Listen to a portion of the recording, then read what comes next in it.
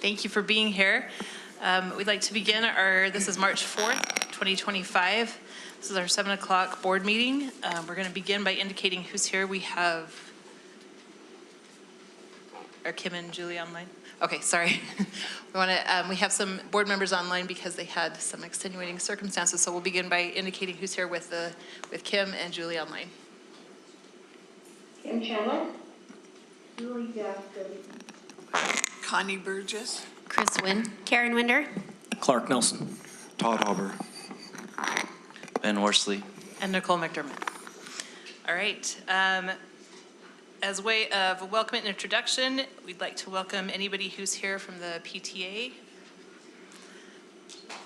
Did you want to stand up and introduce yourselves?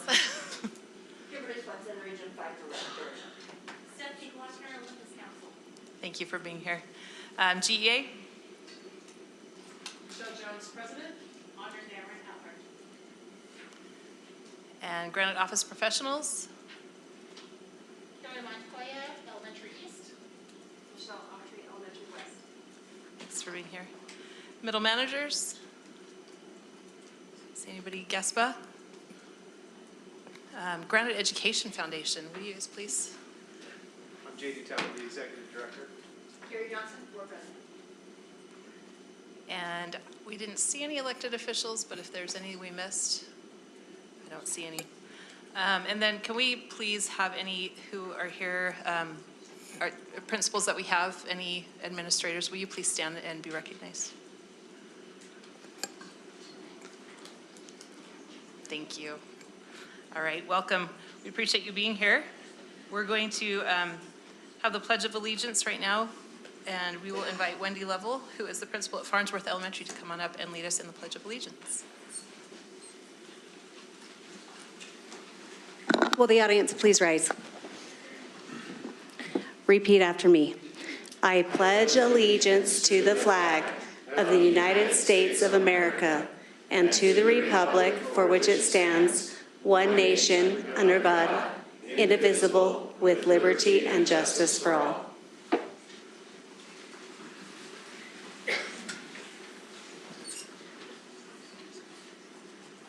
We have, for our reverence tonight, we have a little bit of change.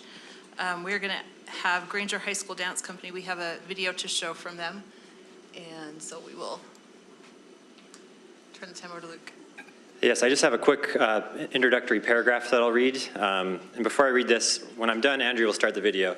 This screen hasn't been working very well for videos, so you'll want to turn your attention to one of the other three, or the one up here on the stage. So, Echoes in Stone is a collaborative work between the Granger Dance Company and its director, Brianna Winkleman. Inspired by this year's theme, Beyond Me, the piece serves as a tribute to the voices of family and friends who came before us, those who made sacrifices and shaped a better future for generations to come. Filmed in Moab, Utah by Brianna Winkleman and performed by the talented dancers of Granger High School Dance Company.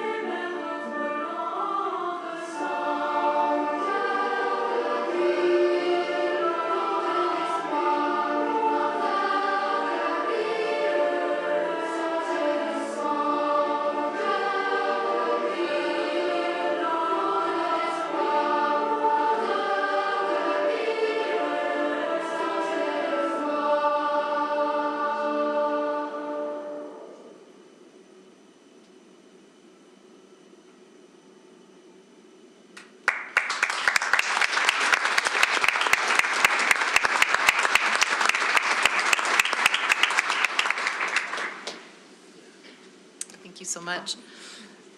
We're going to go ahead and move on to our Good News Minute. This is just an opportunity for board members to be able to share some things that they've been up to this week or this month in the schools and in the community. And so we will go ahead. Julie, do you want to start?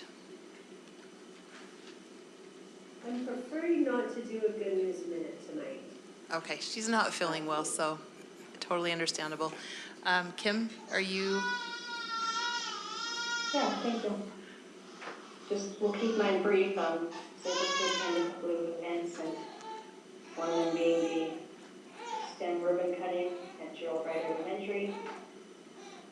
That was fun to see the celebration of that community and that school for all the work that they've put in.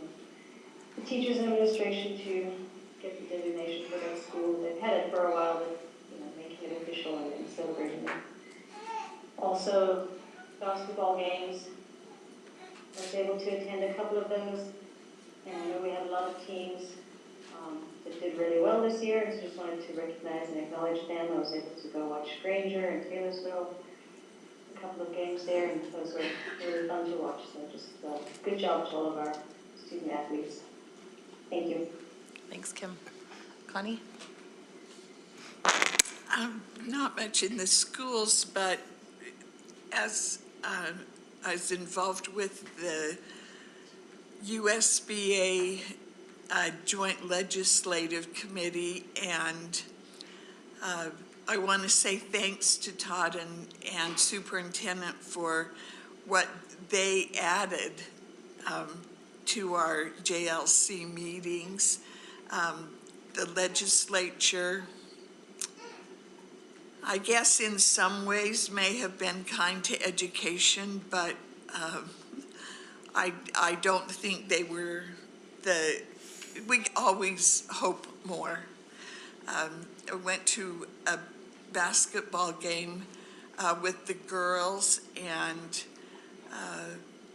I appreciate so much that our coaches, though they don't get a lot of money, they just do their best, and it's a whole different outcome, I guess, when the students don't play together as youngsters and grow up together. But they worked so hard as their second game in state, and they lost that game, but they didn't quit through the whole game, and I was so impressed with the students. So.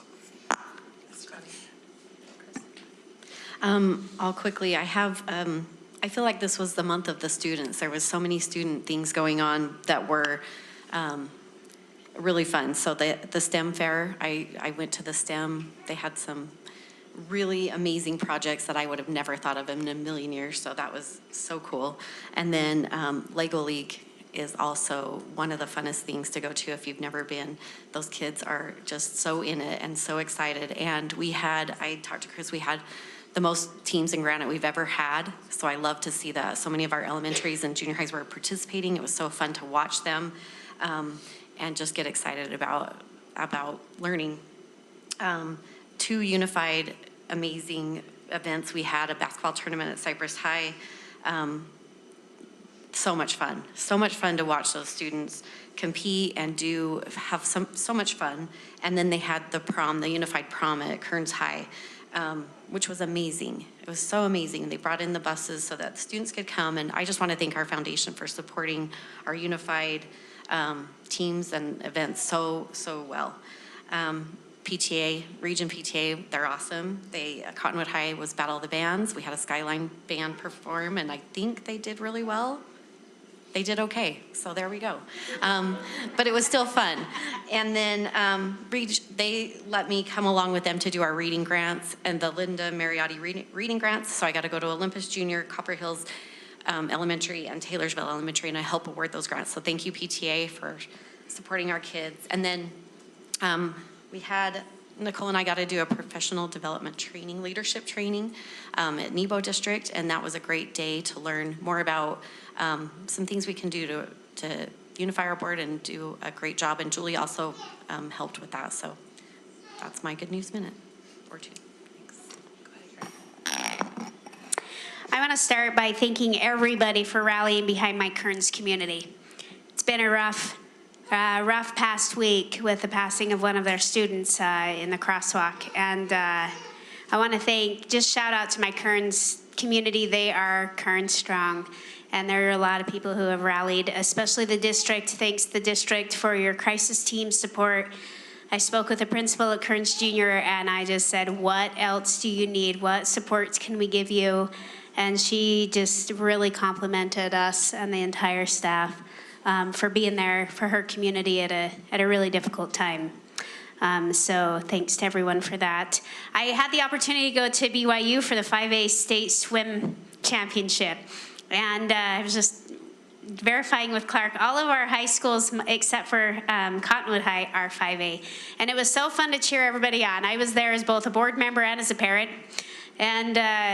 And it was really fun to just kind of hear Cypress, Kearns, Taylorsville, Scott, Granger, everybody. And it was a lot of fun to be there and cheer for the variety of different teams. But what I want to highlight specifically is Granger High's swim team at the beginning of the season lost their head coach just to a family tragedy in her family. And even at the states, and so other people jumped in to help and kind of lump them along, but it was fascinating to me to have the Cypress head coach say, how can we help? We're there for you, Granger. So here you are competing against each other, but at the same time, you're supporting each other. And that really warmed my heart. I also had a chance to pop over to Granger in their Lego League and to talk and visit with all those kids, and it was so fun to ask about their projects, and some of their answers made no sense to me as they tried to explain what their project, but it was still fun because the excitement of it was probably just me, not the student, to be clear, not understanding, but it was so fun to hear them go through everything that they've worked on, and those kids put so much time, extra time. They're at school early, they were at school late, putting time into their projects. And it was fun to actually be on the floor, the judging floor, in the gym. The basketball gym is where they did the judging, and it was just a lot of fun. A lot of energy there. West Kearns now has a secured entrance, so I'm very happy about that, and thanks to all those who made that happen. And last, thank you Thursdays are awesome. Our foundation puts them on. I go to as many as I possibly can fit on my calendar, and it's great to cheer on all of our staff members. Last, congrats to Granger High's counseling team who is here tonight, and they will be recognized. They're awesome, they're cohesive, they collaborate, and they take care of our Granger kiddos. That's more than a minute, but that's my report. I'll keep mine to a minute. I wanted to share, and she will time me. I wanted to share a note I received from a patron just a few days ago. It says, hey, Clark, just wanted to send you a note, and I'm going to use some anonymity here, that Principal X at School Y is the absolute best. And if there's some award available, this principal should get it. This principal is such a great addition to the school. This principal really cares about the kids and does such an amazing job. It's not to try and sweep under the challenges that we have at all of our schools and the difficulties that we face. But as a true born-again cynic, I appreciate this patron reaching out to accentuate the positive. I think it represents very much what goes on in our schools and with all of our principals, and appreciate their effort to just very out of the blue reach out to me and let me know about this particular principal. Thanks. Thanks. To cover something that hasn't been covered, I know as we approach the end of the quarter, we have a lot of concerts and plays, winter plays that are happening. And I'm excited to be able to go to one more this Wednesday, but I know I've been able to get to a few. But just, that's a lot of work. And this is also time because of where it happens. This is where they go to the state festival as well, or the region festival, and then go on to the state. So I know we've got a lot of schools competing in the solo ensemble, doing their region, and then they go on to do the state one, and that's a UHSAA authorized activity. So for all those kids who do all of those, kind of the other part of it, I just commend them for their hard work, because it takes a lot to be able to do that. Also, one highlight has been, I got to go to the Literacy Center at Walker Elementary and be able to talk to Tony Finau with, and give him, with the help of the foundation, an award for his great work that he's done in our schools. And it's just phenomenal that what he has done and what he's been able to sponsor. And that Literacy Center, if you guys haven't had a chance to go see it, go see it. It's amazing. And to have that resource within a community that so desperately needs it and so much could use it. I love that. And the community there is so grateful. And the kids were so cute with him. And what a great, he was just a really great guy. So appreciate being able to do that, and appreciate the foundation for you guys coordinating that and being able to set that up. So that concludes our Good News Minute. Thank you. We're going to go ahead and move on to recognitions and turn the time over to, we're going to invite Carrie up first. This is Carrie Johnson, who is the board president of the Granite Education Foundation. Thank you, President McDermott, the board, and superintendent. We are excited to be here with you tonight. I'm joined by our executive director, JD Talbot. We are honored to be here and thankful that you are allowing us to recognize two organizations who have given us incredible support for the foundation and also for the entire Granite School District. We could not do what we do without partners like the two we are going to introduce you tonight. I would first like to recognize and thank Vivint. We are honored to have Rich McCain. He came all the way from Texas to be with us this evening. His team, Abby, Skylie, and Stephanie. Over the past couple of years, Vivint has stepped up and given us a program-altering support for the Granite Education Foundation Food Assistance Pillar. They have helped make our food program more effective and allowed us to reach more students than we ever have before. Their generous gifts allow now every school in Granite School District to have access to food kits for students in need. This gift has not only given us the ability to send extra resources to schools during long breaks, they have given us monetary donations, and they've also donated their time. With 80,000 weekend kits coming from Vivint and over 2,440 volunteer hours, they have made a massive contribution. This gift has truly changed and altered our ability to expand our resources for food hunger in Granite. We cannot thank them enough, and we hope for many years' support in partnership with them. So thank you so much, Vivint.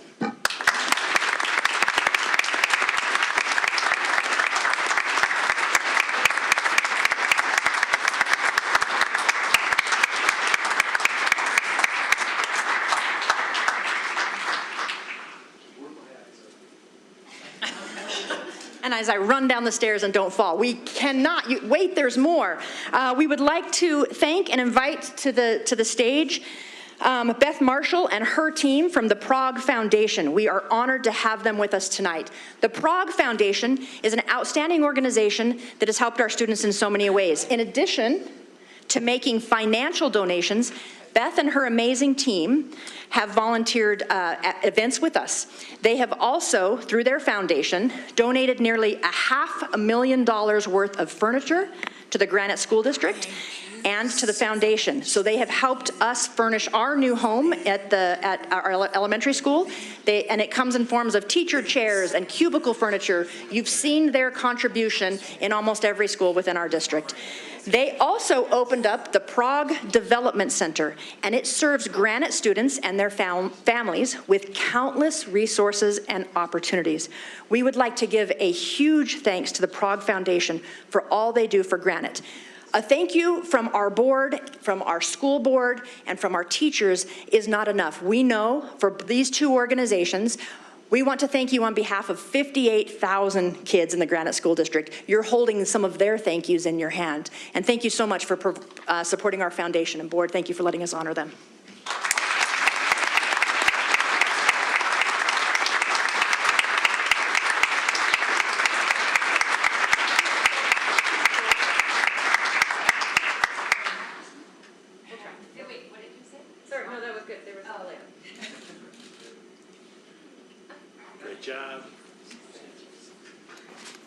Thank you so much. I know saying thank you it feels like not enough, but we appreciate the help and the love that you guys share with us. So both of your organizations, we really appreciate it. Thank you. All right, we're going to invite Miss Ann Reese to come up. She has a presentation also. Thank you. Board President McDermott, board members, Superintendent Horsley, and members of the executive leadership team. I'm here tonight to help honor some of our new and recertifying National Board Certified teachers. The National Board Certification is a professional accreditation and excellence, recognizing teachers who demonstrate the highest standards of teaching practice. The rigorous voluntary certification process is designated by teachers for teachers and is grounded in the belief that accomplished teachers make the greatest impact on student learning. To achieve certification, teachers undergo an in-depth assessment of their content knowledge, instructional strategies, and classroom impact. They submit portfolios of student work, video recordings of their teaching, written reflections that showcase their ability to engage students, differentiate instruction, and foster a dynamic learning environment. Earning the National Board Certification is not just a personal achievement, it's a commitment to lifelong learning and continuous improvement. It signals a teacher's dedication to excellence and their deep passion for student success. Studies show that National Board Certified teachers elevate student achievement, mentor colleagues, and strengthen student communities, school communities. Tonight, we want to recognize the hard work, perseverance, and expertise of our newly certified teacher, as well as of 5 of our teachers who have recertified this year. Their accomplishment represents not only their mastery of teaching, but also their unwavering dedication to the future of education. Please help me in recognizing these teachers. We first have, as recertifying, Deborah Gatrell, who's a social studies teacher at Hunter High School. Stacy Stosich, an English teacher at Cypress High School.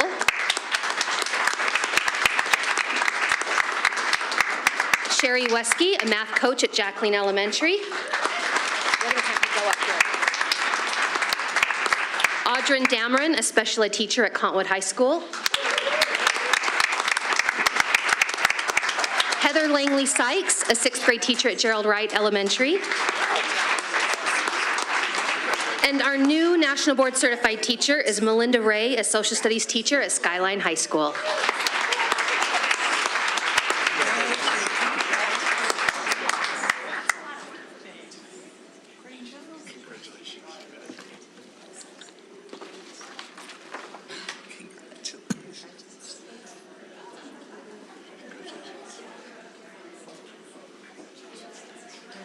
Great job, guys. Tons of work. Now scoot close together so we don't see me in the background.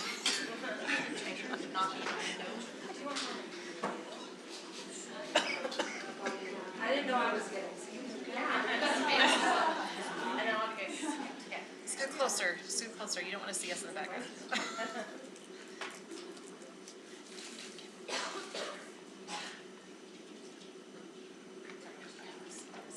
Great job.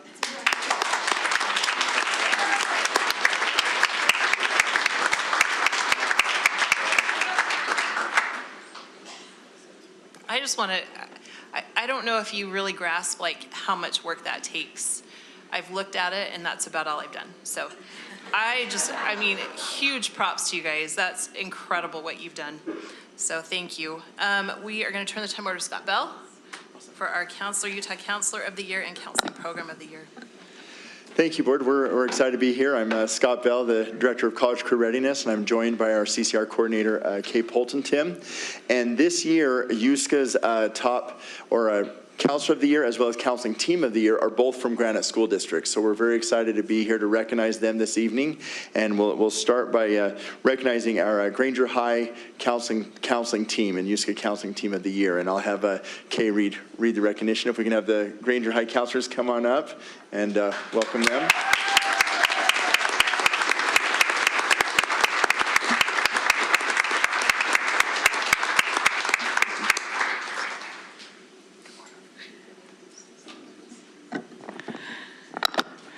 Good evening.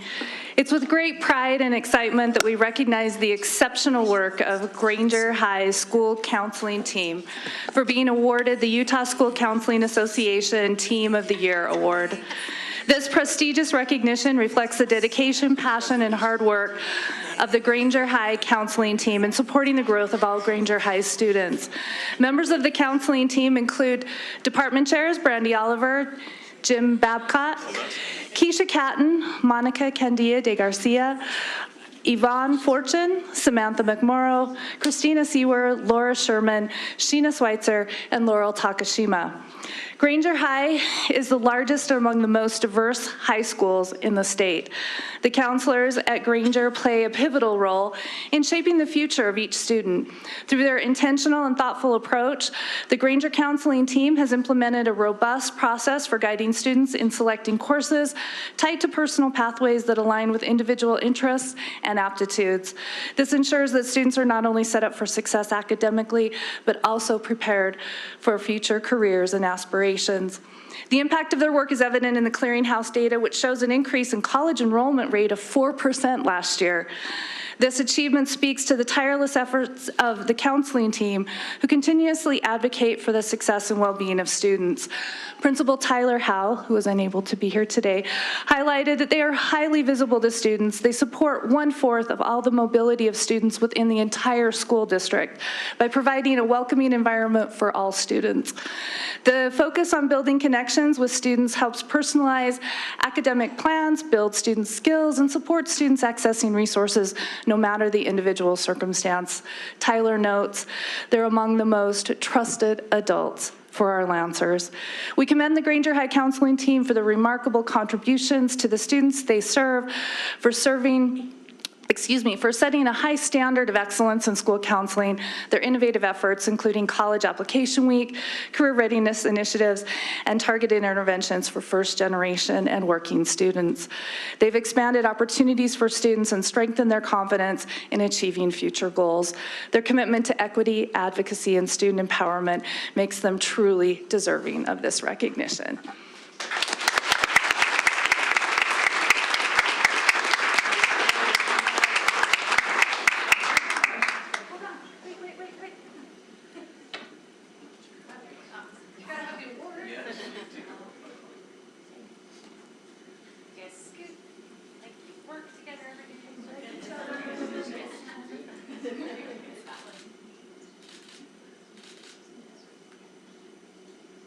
Good job, guys.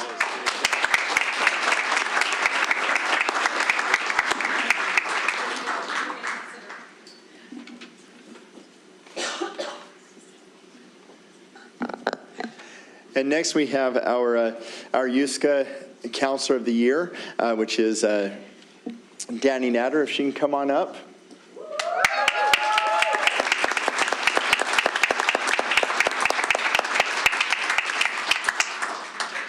And Danny Natter is a graduate of Granite, graduating from Hunter High. She began her teaching career at Hunter High, where she taught health and coached cheer and drill teams. She has been a school counselor since 2014. As the population of Taylorsville and district changed, data showed a need for more intentional and specific student college and career planning meetings that include not only plans for graduation, but also the future. Guided by Danny's leadership, the Taylorsville High Counseling Team created programming that uses the U-Science program to identify student strengths and aptitudes and then align those with CTE pathways for students, thus having more focused data to tailor students' classes to match their future goals.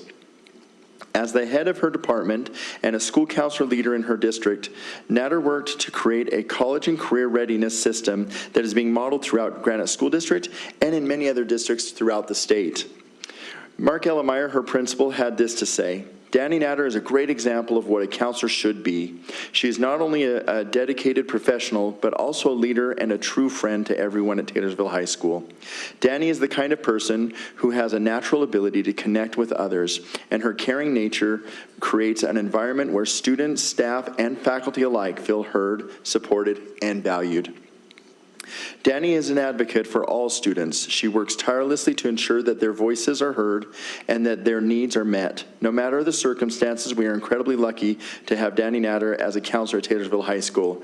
Her impact on our school community is immeasurable. Her passion for helping others and her commitment to our students makes her not only an outstanding counselor, but also a cherished member of our school family. We are honored that she was selected as the Utah School Counselor of the Year by the Utah School Counselor Association and recognized by ASCA earlier this year in Washington, D.C. We also have a video for her, or her video that she did for the national recognition. Hi, my name is Danny Miller, and I'm the School Counselor of the Year from the great state of Utah. In Utah, we're known for our world-class skiing and winter sports, our beautiful scenery, and our national parks. I believe as a school counselor, we can help our students thrive by meeting them where they are, no matter what that looks like. When we're compassionate, understanding, and knowledgeable, we can help students face whatever circumstances they come across, positive or negative, and help them move forward. Hi.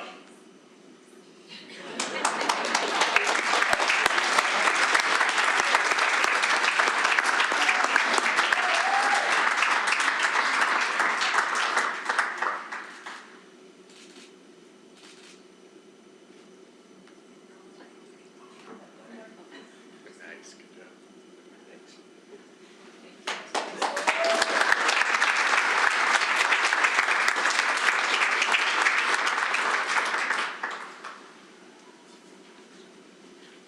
Okay, and then last we have our winter academic all-state athletes by Aaron Whitehead.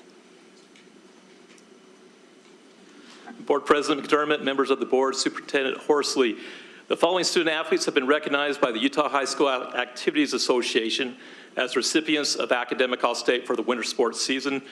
Athletes, as your name is called, please come down and meet the superintendent and the board and have your picture taken. And then afterwards, please come out to the foyer. We have some swag bags, I guess is a good way to put it for you. And then, ladies and gentlemen, please hold your applause until they've all been announced. And then if you're here and I didn't announce you, come down and punch me in the arm. We'll get you on there. Representing boys swimming, Benjamin Hatchard, Olympus. Eli Stetler, Cottonwood. Kevin Tu, Olympus. Parker Markram, Taylorsville. Girls swimming, Adelaide James, Skyline. Representing cheer, Alex Sylvester of Hunter, Dylan Everson of Olympus. Girls basketball, Grace Schwartz of Olympus. And finally for drill, Isabel Janke of Olympus. Ladies and gentlemen, give them a round of applause.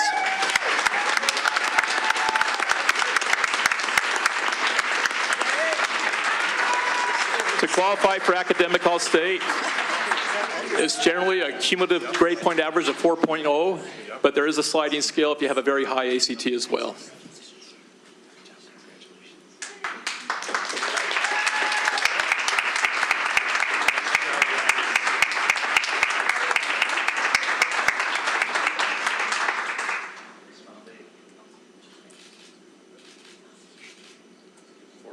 Great job. Great job. Hey, could we have if there's any parents here, will you stand and be recognized as well? Because we know behind every great athlete, there's a great parent.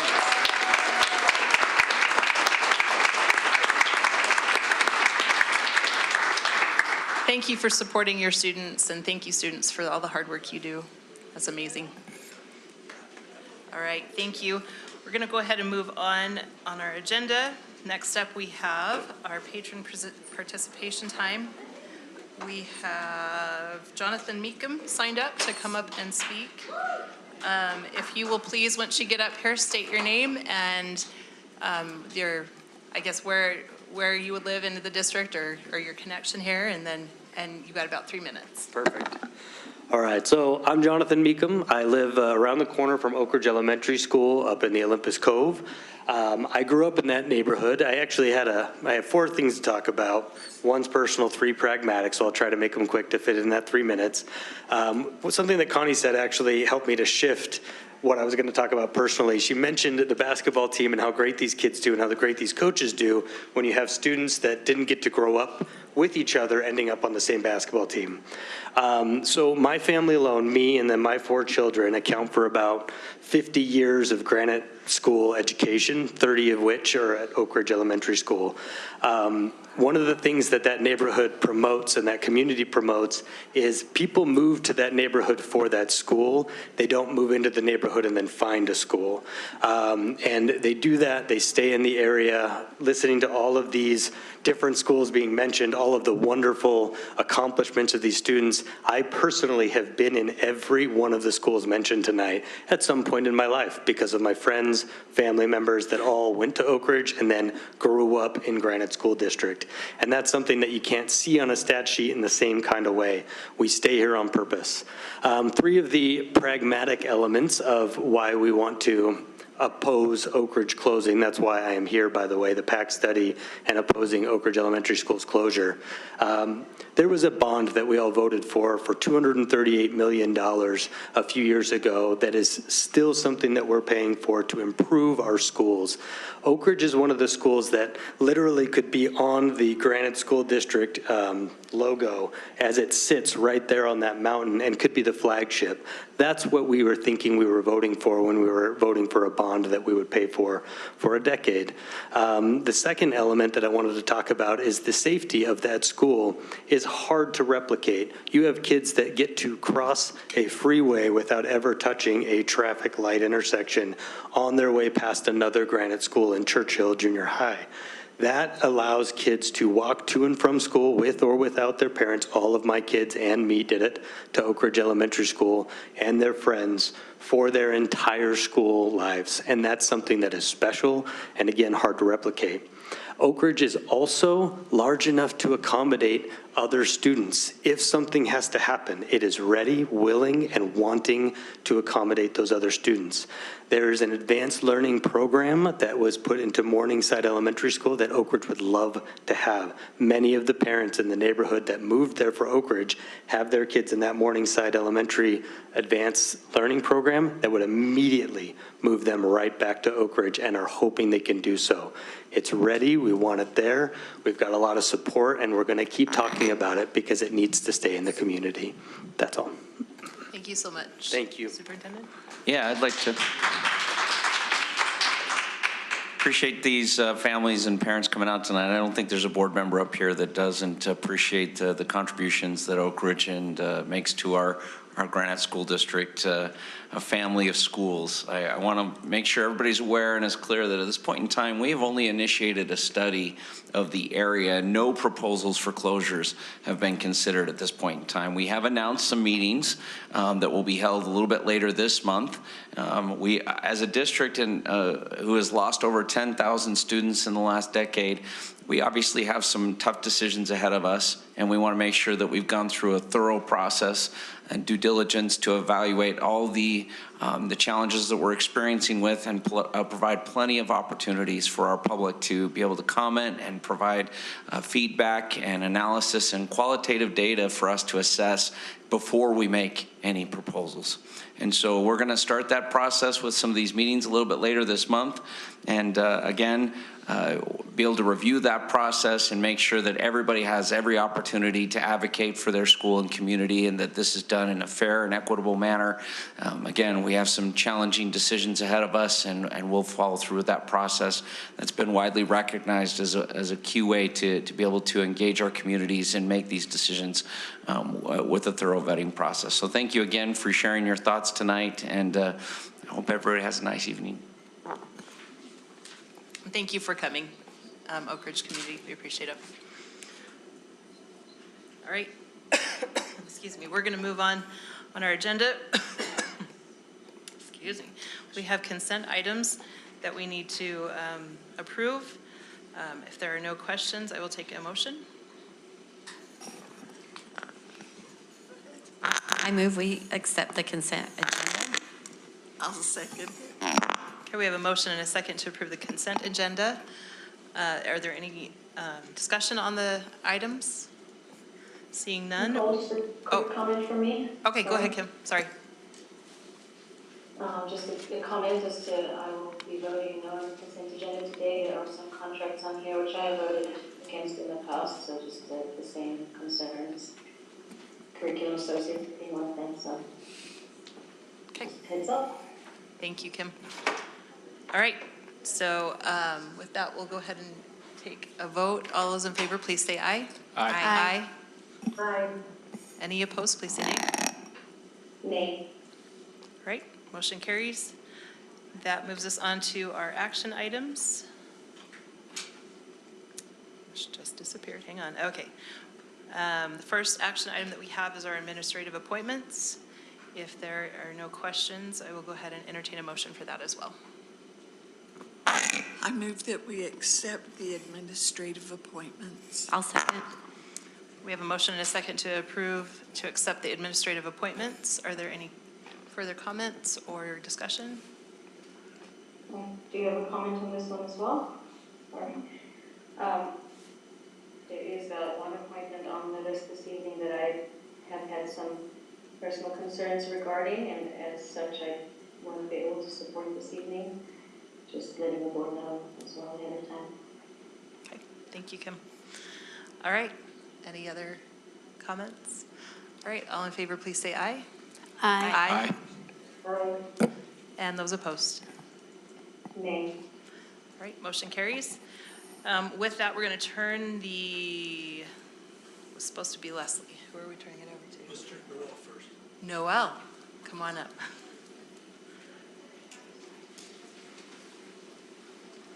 Thank you very much, Board President, Vice President, board members, leadership, and audience tonight. I have several appointments to introduce. I will go through these in order. Let's see. We'll start with Kyle Anderson. Kyle, if you'll stand. Kyle Anderson started his career here in Granite School District as a Hunter High School teacher. He was also a paraeducator, by the way, which I did not know. He moved into the assistant principalship at Granite Connections High. He's also been a principal at Rosecrest Elementary, and then most recently, he's been the associate director of special education.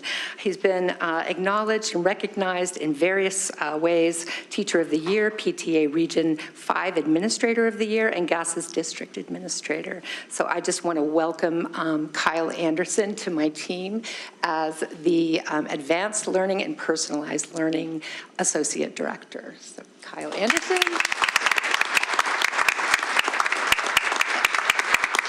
And I think Kyle has someone here with him. Do you want to introduce? This is my wife, Sarah. Thanks for supporting me tonight. We have 3 kids. They're all busy in their own activities and events, and probably playing Nintendo. Glad my wife's here to support me. Thank you. Mm-hmm.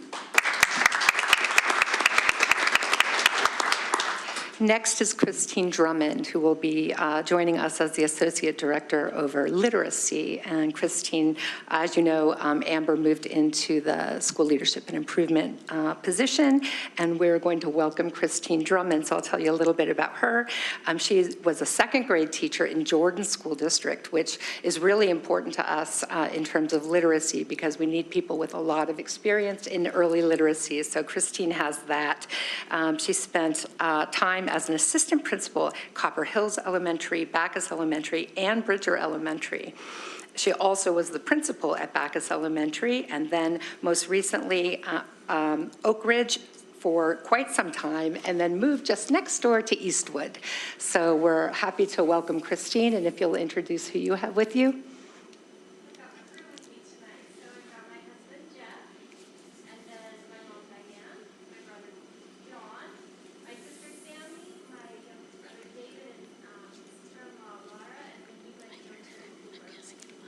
Your bestie?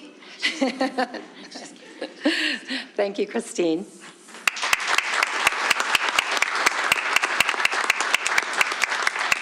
And then finally, Michelle Christopherson. Sorry about that. Michelle, stand up. Michelle is taking the position as the online learning director. Michelle started her career, we stole her from Ogden School District, where she was a 6th grade teacher. She moved into Granger Network, go Granger, and was a 6th grade teacher there for quite some time, as well as a literacy coach. She then moved into assistant principalships at both Moss Elementary and Armstrong Elementary, then to Valley Crest for some time over the DLI school there, and then most recently at Jackling Elementary. So I want to welcome Michelle, and then if you'll introduce your lovely family. So I have my awesome husband, Wayne, who I have to introduce correctly because he told me correctly. So this is my husband Wayne. I have my awesome daughter Darby with me. She wanted me to say that she loves dance.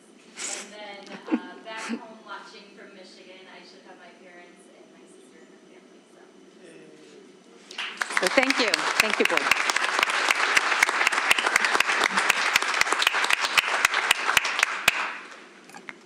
Now it's John's turn, right?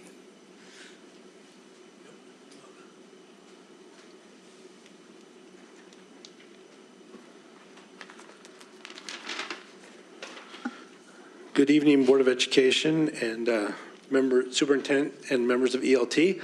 It's my privilege to introduce a couple more of our admin appointments tonight.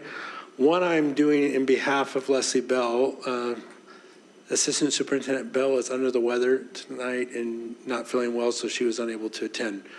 So I'm going to fill in for her. I'll start with her appointment. It's Carly Chavez. If we could have Carly stand.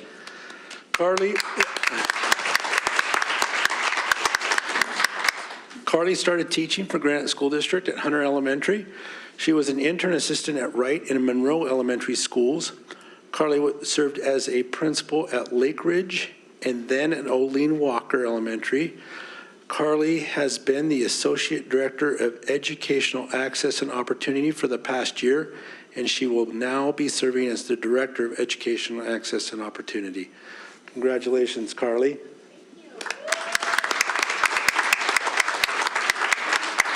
Who do you have here tonight with you? I have my husband Alex and my son Mason and my daughter Kenzie. Great. We're so glad you could be here tonight.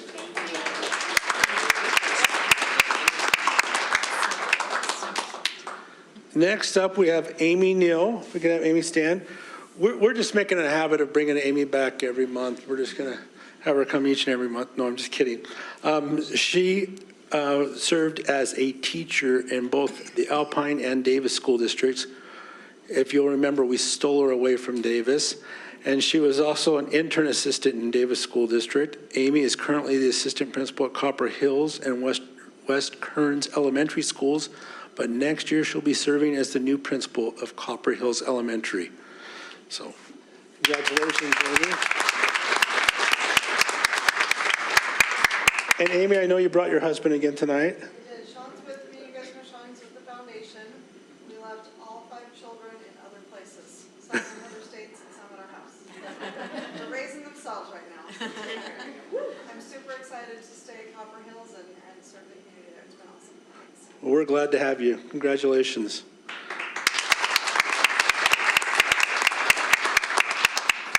Next up, we have Erin Bittner. Erin has taught for Granite School District at Benyon and at Roosevelt Elementary Schools. She is currently serving as the intern assistant principal at Farnsworth Elementary full-time, and next year she will be serving as the principal at Farnsworth Elementary School. Let's give her a round of applause.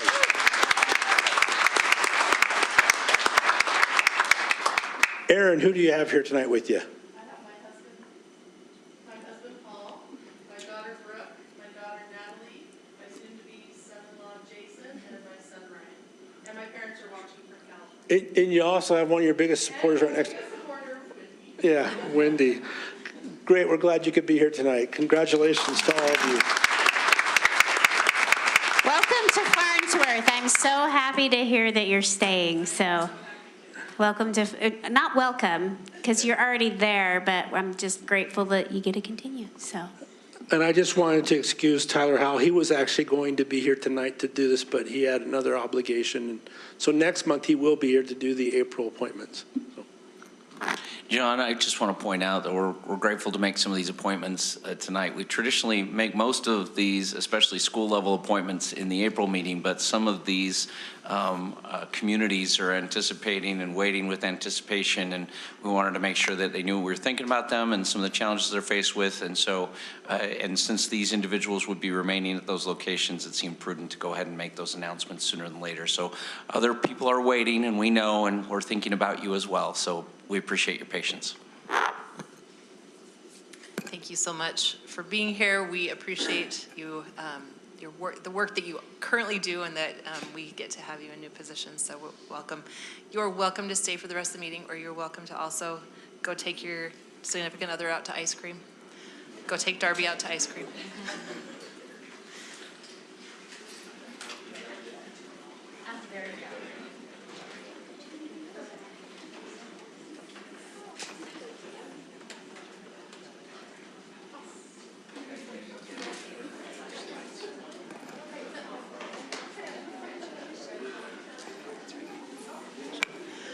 All right, while they're filing out, we're gonna invite Dr. Converse back up. We have a presentation, a short presentation on the ELA curriculum adoption. Short.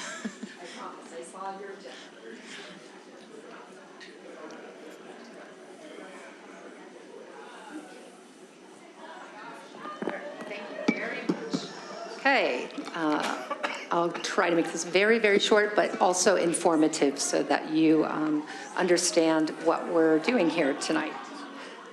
Okay, so we're talking, I included two things because, as you know, the new process requires 2 reviews of instructional materials, so we have to kind of squeeze these in. And I'm starting to get the rhythm of doing this, but it is still a complex process. So we're doing the final review of the secondary ELA materials, and then we're doing a first review of sex ed materials.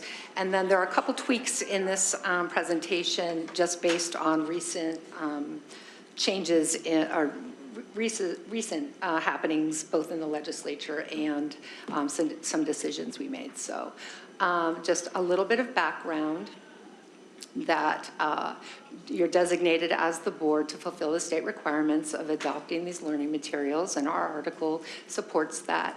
We have committees composed of teachers with expertise in content areas, the grade span, district and school administrators, specialists, and parents. And for these committees, there were 2. We had teachers, district administrators, special education, access and opportunity specialist, ELA curriculum specialist, secondary literacy specialist, and parents. We had a 5-member parent review subcommittee, and as I said before, we had 1 committee looking at 6 through 8 and 1 looking at 9 through 12. Just the steps that we follow for curriculum adoption in general are that we survey teachers and administrators far ahead of time, usually about a year ahead of time, just to get a feel for what teachers want. And that's something we started to do several years ago and have found it to be very, very helpful for us to be able to make more strategic decisions about adoptions than just kind of going through the motions. So this helped us to be very, very just fiscally responsible and responsive to teacher needs. So diverse committee of teachers, as I said before. We look at the specific requirements and criteria that are used based on a number of factors, foremost being the core standards in Utah and our expectations to meet those standards to increase student achievement. We then complete a request for proposal under the guidance of purchasing, and we make those materials available for patron review. We allow for public comment for that whole period in between the 2 meetings. And then we recommend the selected instructional materials to you at these board meetings. So last time I opened that first review, and this is the final one. And then finally, your step is to formally determine adoption status at the second meeting. So in terms of our committee's review, HMH Intro to Literature, we were looking for successful ELA core instructional material components. And the big 5 were strong Utah alignment. So it's always core alignment. That's the first thing we're looking for, is a very, very strong alignment to the core. So we write it into the RFP, and we have them demonstrate in great detail how each aspect of the curriculum actually relates to the core. Specifically, because as a PBL district, we want everything to align directly with the standards in Utah. We really want customizable lesson design and planning guides that are flexible for teachers, so that's a big piece. Rigorous pathways for whole group, small group, and individualized instruction. And then we have to and want very much to reflect our local community's laws, standards, and students. And then finally, it has to be relevant, interesting, and developmentally appropriate.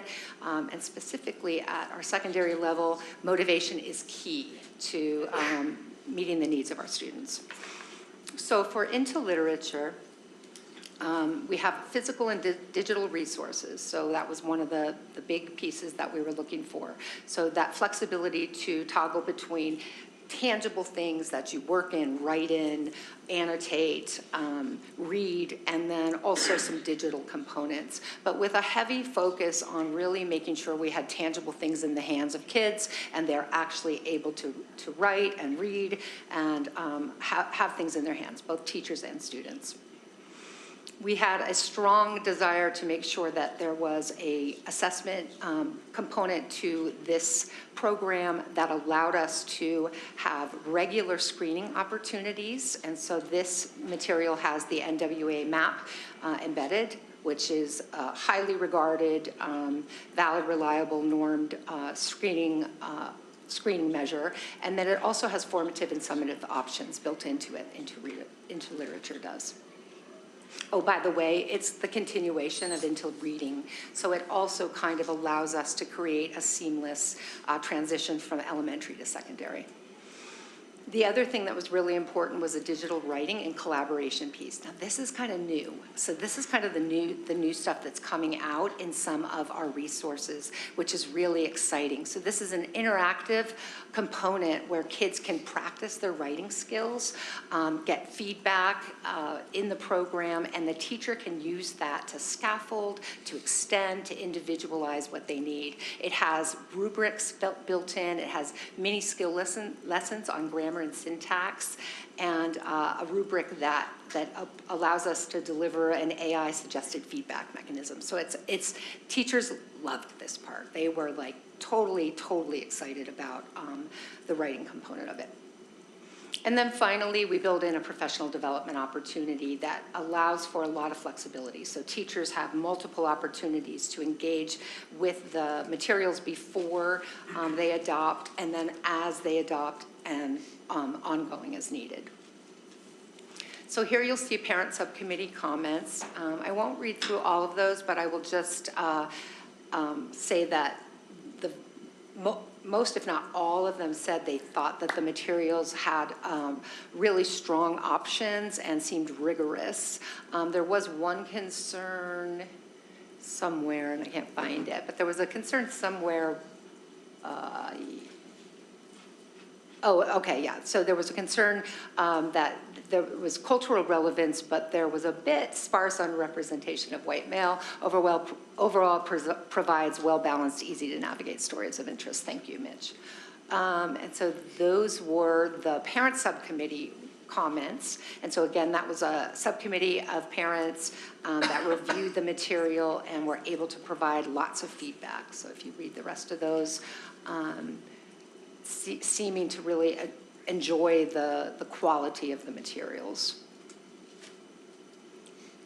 And then public review comments also were obtained, and we did that through just pushing out through Blackboard, also then having a portal for them to review. And these were the comments we got from the various networks, and you'll see they were very positive. There was one concern about how long the child would be on the computer, but as I've said before, the individualized practice components of these that are, after the modeling, the guided practice, and then follows independent practice, those are usually like 15-minute practice opportunities or even used at home. So there is a lot of material that is ripe for teachers to use in the moment for real interactions on a regular basis to really optimize engagement. So we're appreciative of this vendor for making a lot of different materials available.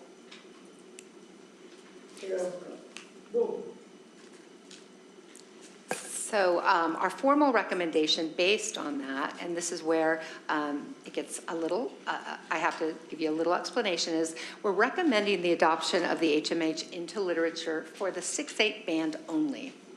We're recommending that we forego the adoption of Into Reading for 9-12. And instead, we're recommending that we pursue purchase of ancillary instructional materials for writing and intervention, and also the supplemental screening tool for 9-10. So 9-12, we're saying a writing tool and an intervention tool, and then the screening tool for 9-10 only. And I'll explain the rationale for that.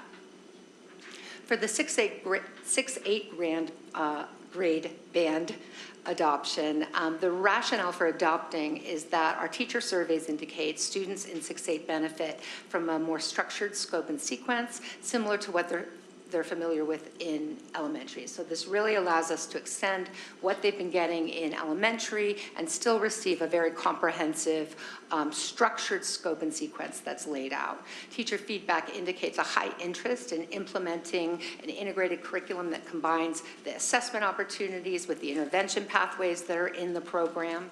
And then finally, the cost-benefit usage data on current ELA tools that we have in 6-8 demonstrate a higher percentage of teachers using those tools. And so I say that because in contrast, well, I'll give you the comments first, sorry about that. Here are the comments for recommending the adoption of that. So the comments from the 6-8 committee really talked about all of the components working together to make instructional decisions for personalized instruction and targeted growth tracking, which is really good.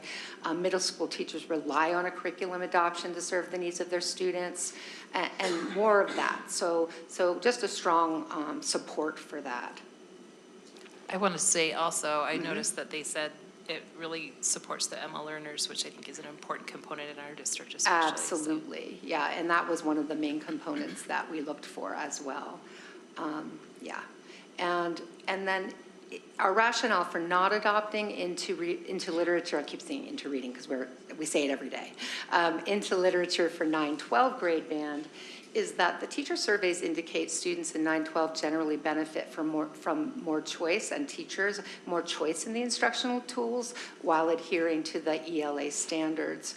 And particularly our usage data with our current ELA tools in 9-12 demonstrate extremely low percentage of teachers using the adopted tool. And so from a cost-benefit analysis perspective, that's a little bit troubling to look at adopting a comprehensive tool when it's very, it's used on a limited basis. And then finally, when we talk to administrator representatives on the committee and off, they're satisfied with the adoption of ancillary tools and supplemental tools that will help teachers still meet the standards as long as we have their expected use in the classroom. So for our 9-12 committee, when we talked about this option, they really saw that teachers saw huge benefits at the 9-12 band in adopting a writing program. It's something that I think we need to emphasize a lot more in our school district, and that's K-12. So we've been doing it a lot with our letters implementation and really adopting the science of reading. We've been ramping up writing in elementary school, but we need to do better in secondary, and this tool is something that I think is really going to help us move the needle, and it's going to benefit teachers because of the convenience of the tool. So writing has traditionally, as a teacher you know, writing has traditionally been a laborsome endeavor for the teacher, and particularly when you're editing, you're revising, you're grading, and that process where teachers really want to spend a lot of time going through that iterative process of getting to a quality outcome product. This product allows it to be much more efficient, and it's still super, super rigorous and valid. And so it's very much aligned to our core, and we're able to achieve some of those things that in the past were very hard to do.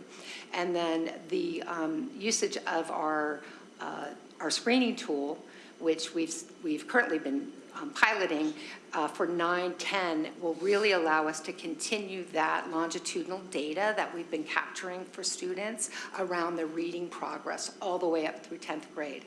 Once we get past there, it doesn't seem to have the usage benefit. Teachers don't seem to find it as valuable, nor do we get the same results. Kids are kind of like, been there, done that, once they get into 11th and 12th grade. And so usage becomes much more limited. Now, we still have access to this for our special populations and the use for diagnosis of specific needs. But overall, our committee really believed that just adopting these ancillary tools instead of the comprehensive program would be an appropriate solution for their current needs in 9-12. And then finally, and this is where I'm doing a little editing, we are, if you look at the two columns, the one that's on the left is one that we will continue to pursue. So this is the first review of our AP Psychology material. And we run that through the Sex Ed Committee simply because there are standards in AP that overlap with some of our sex ed legislation and rule. So we took that through the committee. We had a 91% approval of that, of 11 members, so 10 of the 11, and now it is out for public review. I'll bring this back to the April meeting and do the same thing I'm doing tonight for the secondary ELA. On the other side, the other column, the boys' maturation, we will be pooling this material, and I think Superintendent Horsley will address this a little bit more specifically when he talks about legislation at the future. So you don't need to worry about the maturation materials. We will have to now worry about those probably in April and May. We already have some individuals reaching out to us asking if they can have their materials reviewed. So that's where we stand right now. Questions? Okay, we'll take questions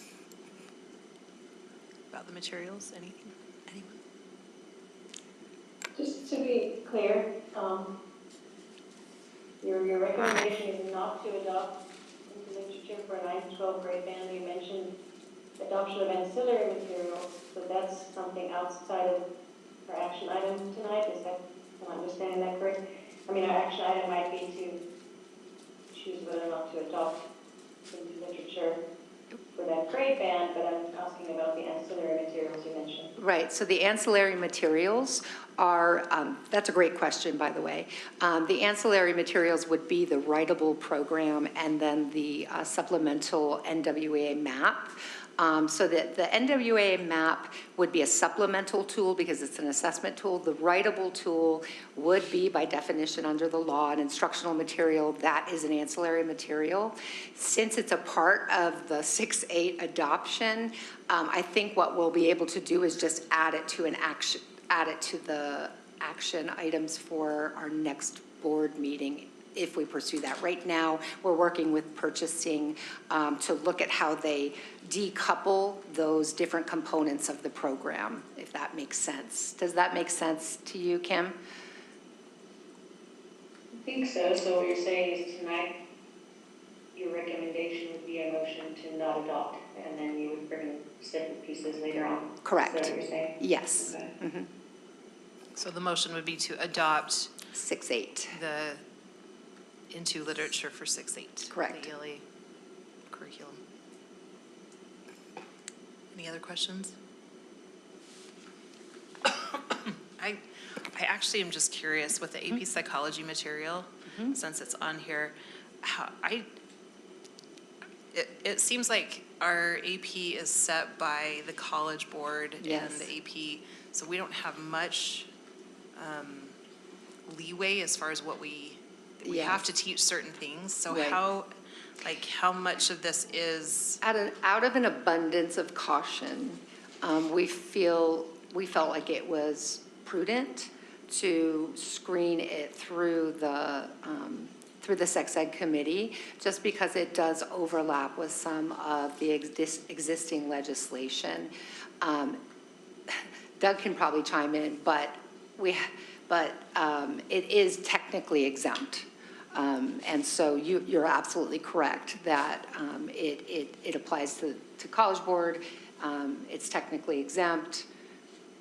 So I think the point being, we're trying to be super cautious in observing all of the legislation that's out there and utilize an existing committee to make sure that we're screening things appropriately.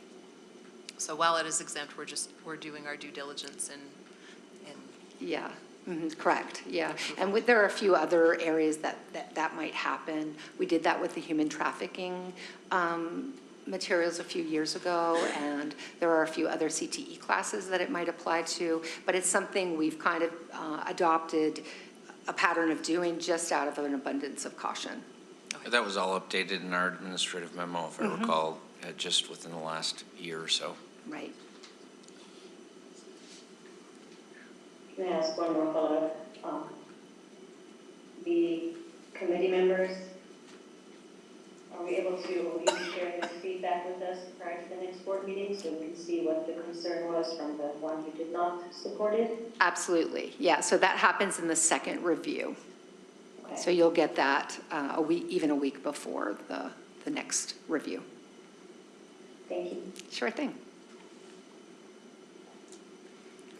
all right, if there are no other questions, go ahead. If there's no other questions, I just had a comment.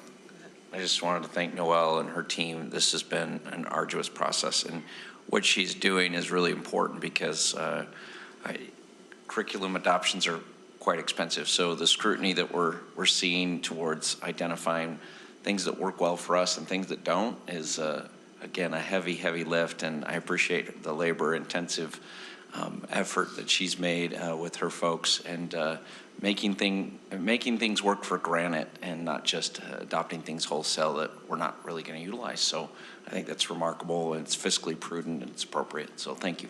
Thank you. Remind me, does this need a second reading, or is it two? Okay, that's what I thought. I just want to make sure. All right, so the motion then for anybody who is willing to do it would be that we adopt the 6th to 8 ELA curriculum as recommended as a first reading. And I'll take a motion. So said. All right, so Connie moved and Chris seconded that we will adopt the 6-8 ELA curriculum curriculum as recommended. Is there any further discussion on this? Nicole, I do have a comment. Go ahead. To appreciate the work that's gone into reviewing the curriculum and trying to pick what is best for our district. I think that this does have a lot of good points to it. I do, however, still, I feel like I have been consistent in this, have concerns with the electronic curriculum, with the AI, and with the social and emotional learning aspects. And so for those reasons, I would still be voting no on this adoption. Thanks, Kim. Any other comments? All right. All in favor, please say aye. Aye. Any opposed? Nay. All right, motion passes. Thank you. Thanks, Dr. Converse, for being here. Thank you. We are going to invite Mr. Roger Brooks up and Assistant Superintendent Adams to go over our pre-disaster mitigation plan.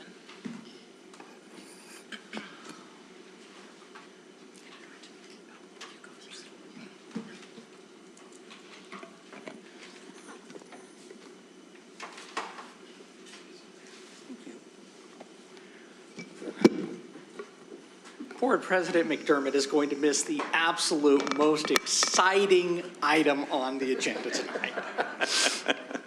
She'll be back. She won't. Should we wait? No. We don't want her to miss out. Yeah. Should be all right. I just wanted to take a few minutes to say thank you for taking the time tonight, board members, to consider the adoption of this plan. We are in the season of applying for grants. Time is short. This is a mandatory document to have in place to apply for different FEMA grants. And again, just to highlight how important this is, had we not had this type of plan in place prior to our earthquake, we would not have received the near $20 million that FEMA put towards the reconstruction of Westlake. So these are important items for us to consider. It talks about safety, it talks about thinking, planning, and preparation, but it's also an incredible box to check as we start to get into those grant applications. With that, Roger is our subject matter expert. I'm here to support him and just to let you know of the amount of effort that he's put in. You've seen the document. It's not thin. It takes a lot of work to do this. So Roger, please. Thank you. Good evening, board members and ELT members. I just want to start by giving you my appreciation, thank you, for putting this on the agenda so short notice for this meeting. We appreciate it. I didn't want to bore you with the whole what it takes to adopt something like this, but I will just say that we started this process in August, and so it has taken this long just to get to the final draft. So it is a fairly arduous procedure to go through when you're doing a plan like this. So why do we have a hazard mitigation plan? We'll start by just outlining some of those reasons, and compliance with federal and state requirements is, at the top of the list of that always. The plan is required under the Disaster Mitigation Act of 2000, and it ensures the eligibility for FEMA Hazard Mitigation Grant Program funding. So the plan also has to be updated every 5 years, and this is our first update that we have had on this plan since we adopted our first version of this in 2019. It does align with state and federal emergency management guidelines, and it is necessary, as Don stated, that for Granite School District to continue to apply for grant funding and or federal financial assistance post-disasters, we need to have this plan in place. Protection of lives and property is also at the top of the list, especially for someone in my position as the emergency manager. Hazards like earthquakes, flooding, wildfires, severe weather, they all pose great risks to our buildings, our schools in the district, and to our students and staff. We have a lot of older buildings in our district, specifically a lot of older schools that have some issues that need to be worked on. Financial and operational impacts of disasters are always of concern. Natural and human-caused disasters can result in tens and millions of dollars in damage, as we all witnessed with Westlake. School closures disrupt education, food services, and student support programs. And proactively investing in mitigation reduces overall costs of recovery. So what will our plan be used for? Risk assessment and hazard identification is one of the biggest reasons why we do this plan. It assesses the probability and severity and locations of some of the hazards that we discussed a minute ago, and it affects all of our district facilities. This plan identifies vulnerable infrastructure that we have in our district and recommends retrofits and structural improvements. Mitigation strategies and funding opportunities are also important. With those recommendations come a lot of other mitigation recommendations as well, not just retrofits and structural improvements, but there are outlines in this plan for all kinds and all types of mitigation for things that are happening in our district. Yes? Let me just give you a couple of things that impacted us post-adopting this plan. We had a very severe windstorm, which took us by surprise, did a lot of damage to facilities, did a lot of damage to utilities, and had some of our schools down for at least a week. We are now experiencing droughts that have become regional challenges to us. These along with earthquakes, along with, we've seen wildfires just above some of our schools in Neffs Canyon, et cetera, et cetera. These are the types of events that are identified, that talk about risk, that talk about probabilities, and have us really thinking about what happens next. How do we deal with this next set of disasters? So again, super important based upon just what we've experienced since 2019 as a district. So when Roger talks about the district-wide exposure, if you get a chance to read all 200 some odd pages of riveting excitement, it really is eye-opening for us, and we are appreciative of the efforts and then pointing out those challenges that we try to mitigate each year.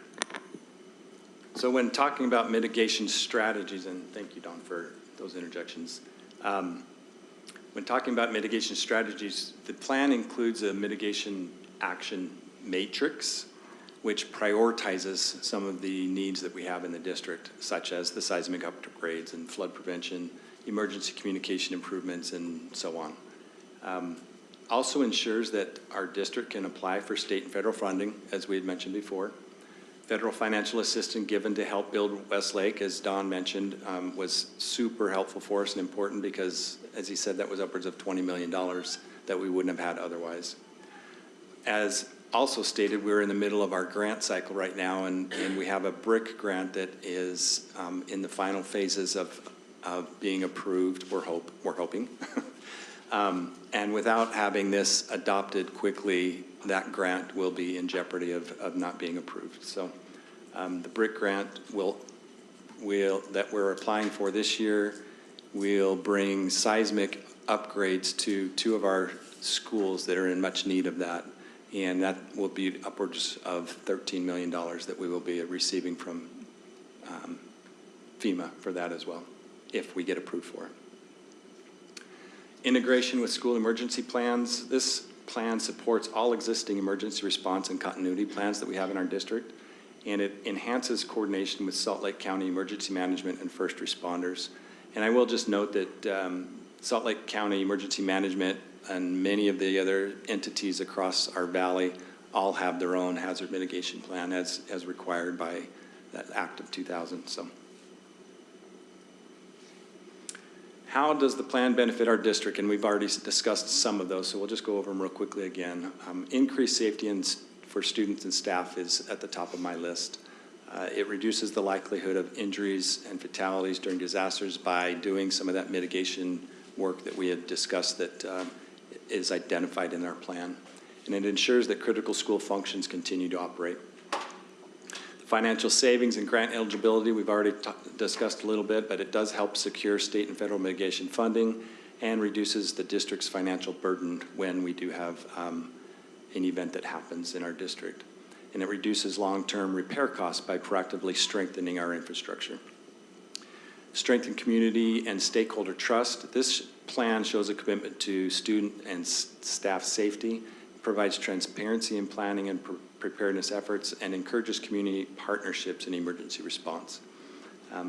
It's really important that we, as a district, are transparent in everything that we do, and that we build trust within our communities where our student safety and staff safety are concerned. And having a plan in place like this that is actually open for the public to see. We have a lot of our emergency plans and whatnot that we have in place right now that are not open for the public to see. They can't really see those and don't know necessarily that we have those in place. Having something like this builds that trust in the community that we are doing those things that we need to be doing to keep our students and our staff safe. Again, that's all I have right now. If you guys have any questions, but we are just asking that you adopt this tonight and we can move forward with this and getting it approved through the state and federal approval process. All right, do we have any questions? Thanks for all the work. When I saw how long it was, I go, oh. It was a lot of work. All right, seeing no questions, I will go ahead and entertain a motion. Is this just a simple one action? It's not a first reading, right? Okay. I move that we approve the pre-disaster mitigation plan. I'll second it. All right, we have a motion and a second to approve the pre-disaster mitigation plan. Are there any further comments? Just want to echo Connie's comment. This is a very thorough and a ton of work, and just thank you for everybody who's part of this committee and put this together. Thank you. It took me 2 hours to read it, and so I can't imagine how many. I can't believe that you actually read it. I did. I even looked at the maps and the charts, but I was like, if this takes me 2 hours just to read it, I can't imagine how you probably have it memorized. It is very thorough, and it's thorough for a reason, so. Thank you for being thorough, that thorough. All right, no further comments. All in favor, please say aye. Aye. Any opposed? Oh, sorry, I cut you guys off. think Julie and Kimball said yes. Let me know if it's different. All right, Thank you. thank you. All right, we're going to invite Superintendent Horsley to join us down the front for a legislative update, and our BA, Todd Haber. Yes.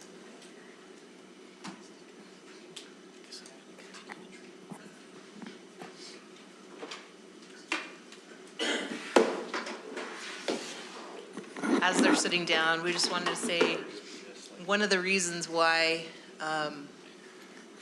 both Mr. Haber and Superintendent Horsley are where they are at is because we feel very strongly about the involvement in the legislative process, and we appreciate their efforts ongoing through the years, but especially representing Granite District, so thank you. Thank you, Board President, board members. We're excited, very excited to present. No, we're very excited that there's 3.5 days left in the legislative session.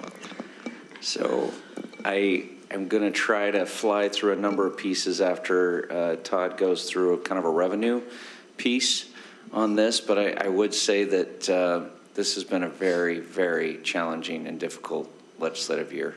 And I think when we see the final budget numbers on Thursday, I think the full weight and challenge of the difficulties that we're seeing up there will be manifested.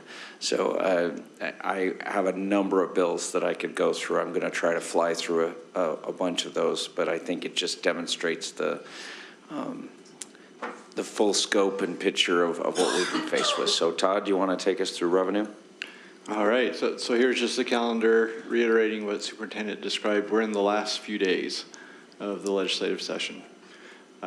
We had revenue estimates come out, and unfortunately, they didn't come back stronger. So these are actually reductions to the numbers that we saw in December by about $110 million. Fortunately, the legislature uses what they call high-risk revenue calculations, and so they had anticipated that there would be some type of reduction into the February session. And so the numbers hit really close to $112 million that they had anticipated. So fortunately, that didn't necessarily take money away because they'd already set some money aside and said, not available, we won't plan to use it in our budget discussions. So that's where that landed. This has been a challenging year, as Superintendent described. These are structural changes to fiscal matters. Typically, you might see 1 or 2 structural changes to financing in the state government. We're looking at 8 here. So it was a pretty significant year. Senate Bill 37 basically took property tax and converts it into income tax through the state's general fund. So we're in a new era where we will assess a property tax for school education, but it will end up in the state's general fund to be used for general fund purposes, with the commitment to replace those dollars with income tax so that public education is held harmless. The trick, though, is we will now levy a levy, and we won't receive those funds directly. They'll go to the state. The concern with this is that it opens up the door to what happened in 1996 with a constitutional amendment when higher education was allowed to receive income tax dollars. They've used that for the last 30 years or so to wash income tax money into the general fund through the higher ed budgets. They will now do this again, but they will do it with property taxes to the tune of $840 million. So we will watch $840 million shift over into higher ed, and thereby freeing up that much money in general fund for the rest of state government. So this is the flexibility that the legislature was looking for that they didn't get through Amendment A that was stopped in the courts. So Yes. how, like legally, how, when it says this is a state, doesn't it say school levy on our taxes? Yes, it says a school basic levy, yeah. How can they legally, if they're taking that levy, how can they legally not give it then to the schools? Like, I wish I knew the answer to that question. As far as they're concerned at this point, since the equivalent amount of money is made available to public education, just in the form of a different dollar, the income tax dollar. The school district is not harmed through this exercise. Yes. Okay, that's what they said, Yes. say. But how do we know for sure that that's the dollar for dollar we get? No, so that's not so much in question. In Senate Bill 37, there's explicit language instructing the state treasurer to take the exact amount of money that's deposited with them for property tax and have that then transferred over to USBE, the State Board of Education, to then distribute to school districts out of the income tax. So there's not a loss of dollars in that exercise. There is a negative impact because there's a 30-day delay now, so we'll lose 30 days of interest on these revenues, but that's a small consequence in what the bill started. So what was the point of the bill? Like what? Flexibility. Just flexibility? This is to It's not provide some- flexibility for the legislature to manage all of its responsibilities. So we would have to demonstrate damages before we would have a chance to dispute this, I think is the way to say that. How much damages do we lose in 30 days of interest? Depends on which month you're looking at. Okay. All right, House Bill 110, property tax reductions.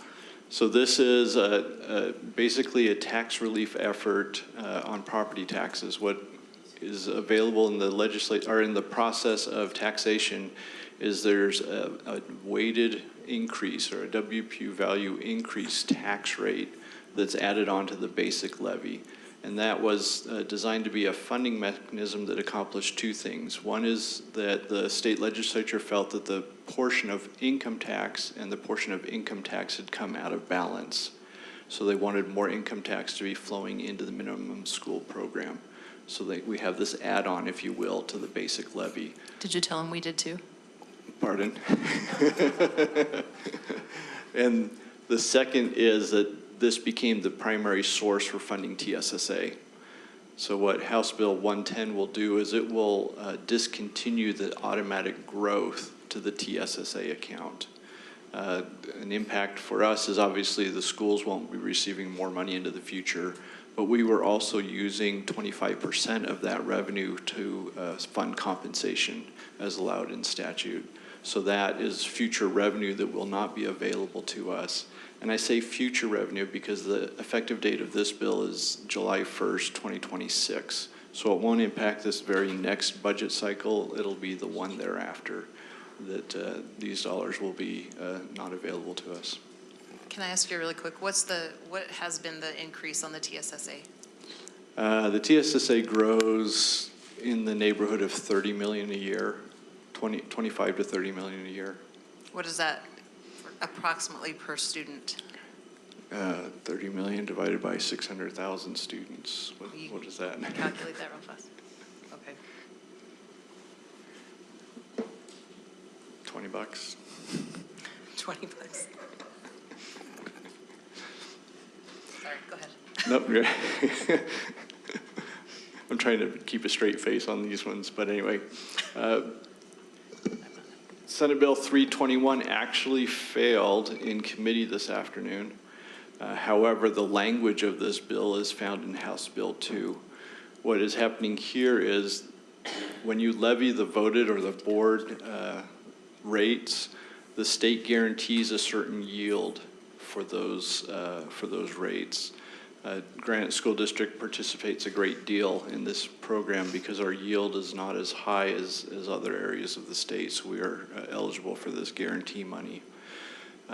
This program has what's called a hold harmless provision, which is that as your rates are reduced by the certified tax process, that you can receive the guarantee at the highest rate of the last 5 years. So that's how the program works. So we're a beneficiary because we had a higher rate 5 years ago than we have today. So we're getting a guarantee on levy that we don't actually impose. So we have a benefit in that program. This bill will change that from a 5-year period to a 2-year period. And so that will negatively impact the our district, because our highest rate was 5 years ago. We have a much lower rate 2 years ago, comparatively speaking. And so this impacts the strategy or a tax policy that the board has adopted, in that we go to our public infrequently to raise taxes. What this bill ends up benefiting are those districts that have done this on a regular basis. So if they go annually or every other year, they've kept their rate up. So this shift from 5 years ago to 2 years ago doesn't hurt them, or actually advantages them a little bit in this maneuver. We are anticipating that the district will lose about $14 million over the next 3 years because of the shift in the hold harmless. So that's something that we'll have to take into account as we start building budgets for the next 3 years. So just to be clear, if you didn't catch that, because we have not consistently raised taxes to address inflation over the past few years, that law of average is going to have a huge impact on us. Which levy is that? So this affects both the voted and the board local levy. Both those programs are eligible for the guarantee. You're being punished for being fiscally prudent.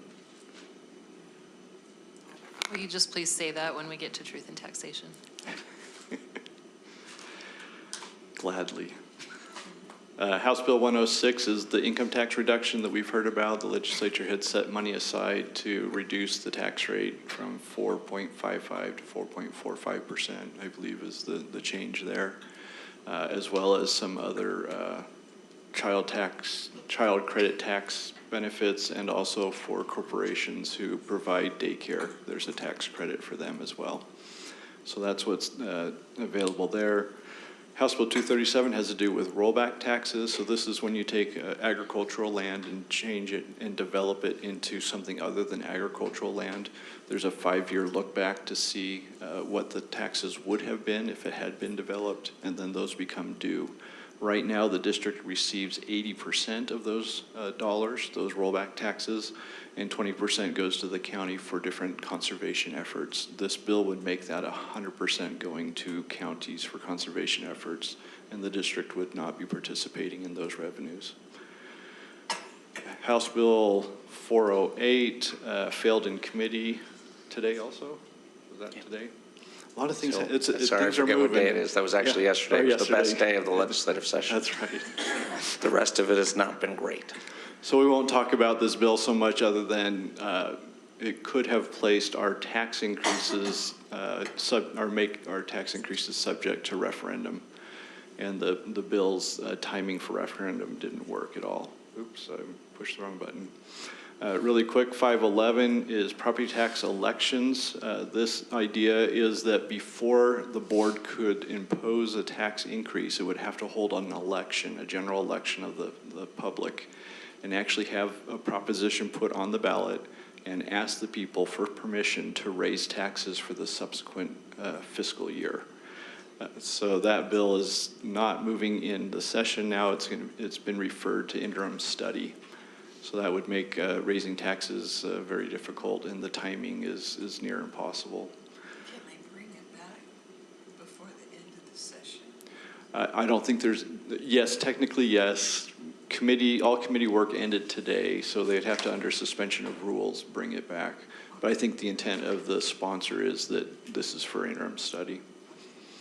I think, though, to your point, Connie, is how the legislature works, or has worked in the past, is, yeah, it's killed this year, but it's a lot of those bills that are tabled at the end of the session this year come back roaring the next year. So while I'm grateful this is tabled, it looks like for this session, I am worried about the future sessions.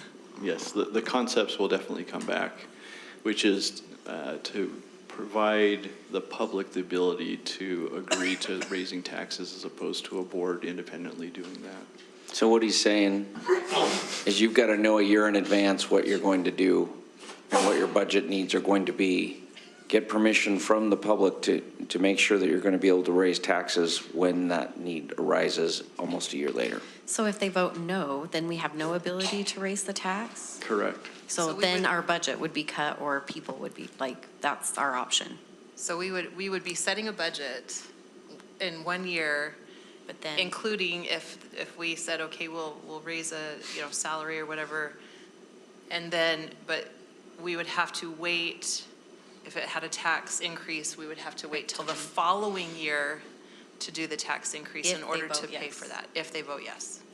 is So that right? Is that what that Yes. bill would say? That's what the bill establishes.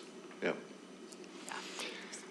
Off to interim, so hopefully we can help all of those concepts and challenges. The last one here is House Bill 552. This is in reaction to a failed GO bond. So if a board fails a GO bond, you cannot use the building authority to fund those projects that were in the failed proposition. So it's closing the door to that avenue.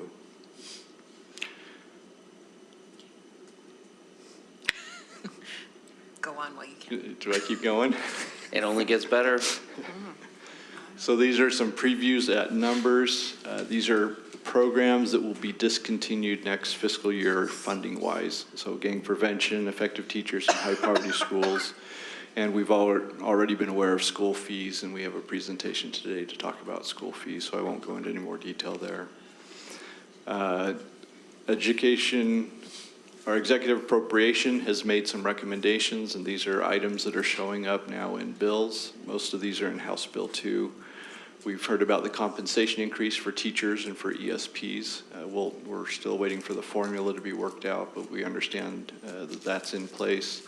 Our CTE programs will take some haircuts. The CCA program will be discontinued as a standalone program, but can be funded through the add-on. Same with CTSO. Library media and nurse grants, those were dollars that were rolled into the flexible allocation 2 years ago, and now they will be eliminated. Professional learning grants will be eliminated. Impact aid, so these are the high-cost students in the special education program. So if you're one of the larger 5 districts in the state, you lost your impact aid money under the formula.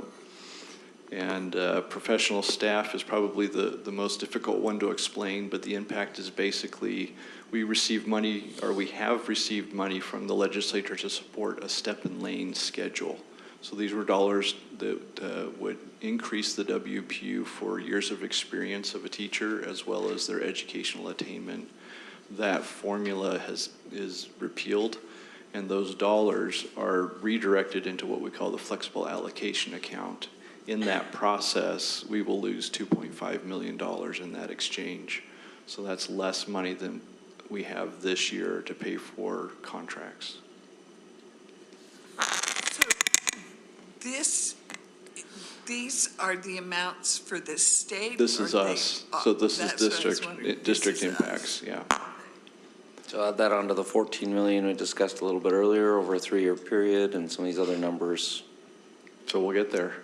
So these are also estimated impacts, positive as well as negative. So there is the 4% increase in the value of the WPU, so the district can anticipate something around $13.6 million.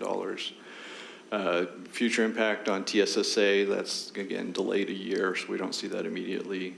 We'll lose $255,000 on the rollback taxes. There's also Senate Bill 20 that was circled in the Senate last I heard. And this is to allow a district to raise the contribution rate for the Tier 2 employees who are in the hybrid program. Right now, there's a cap. The district can only participate up to 10%.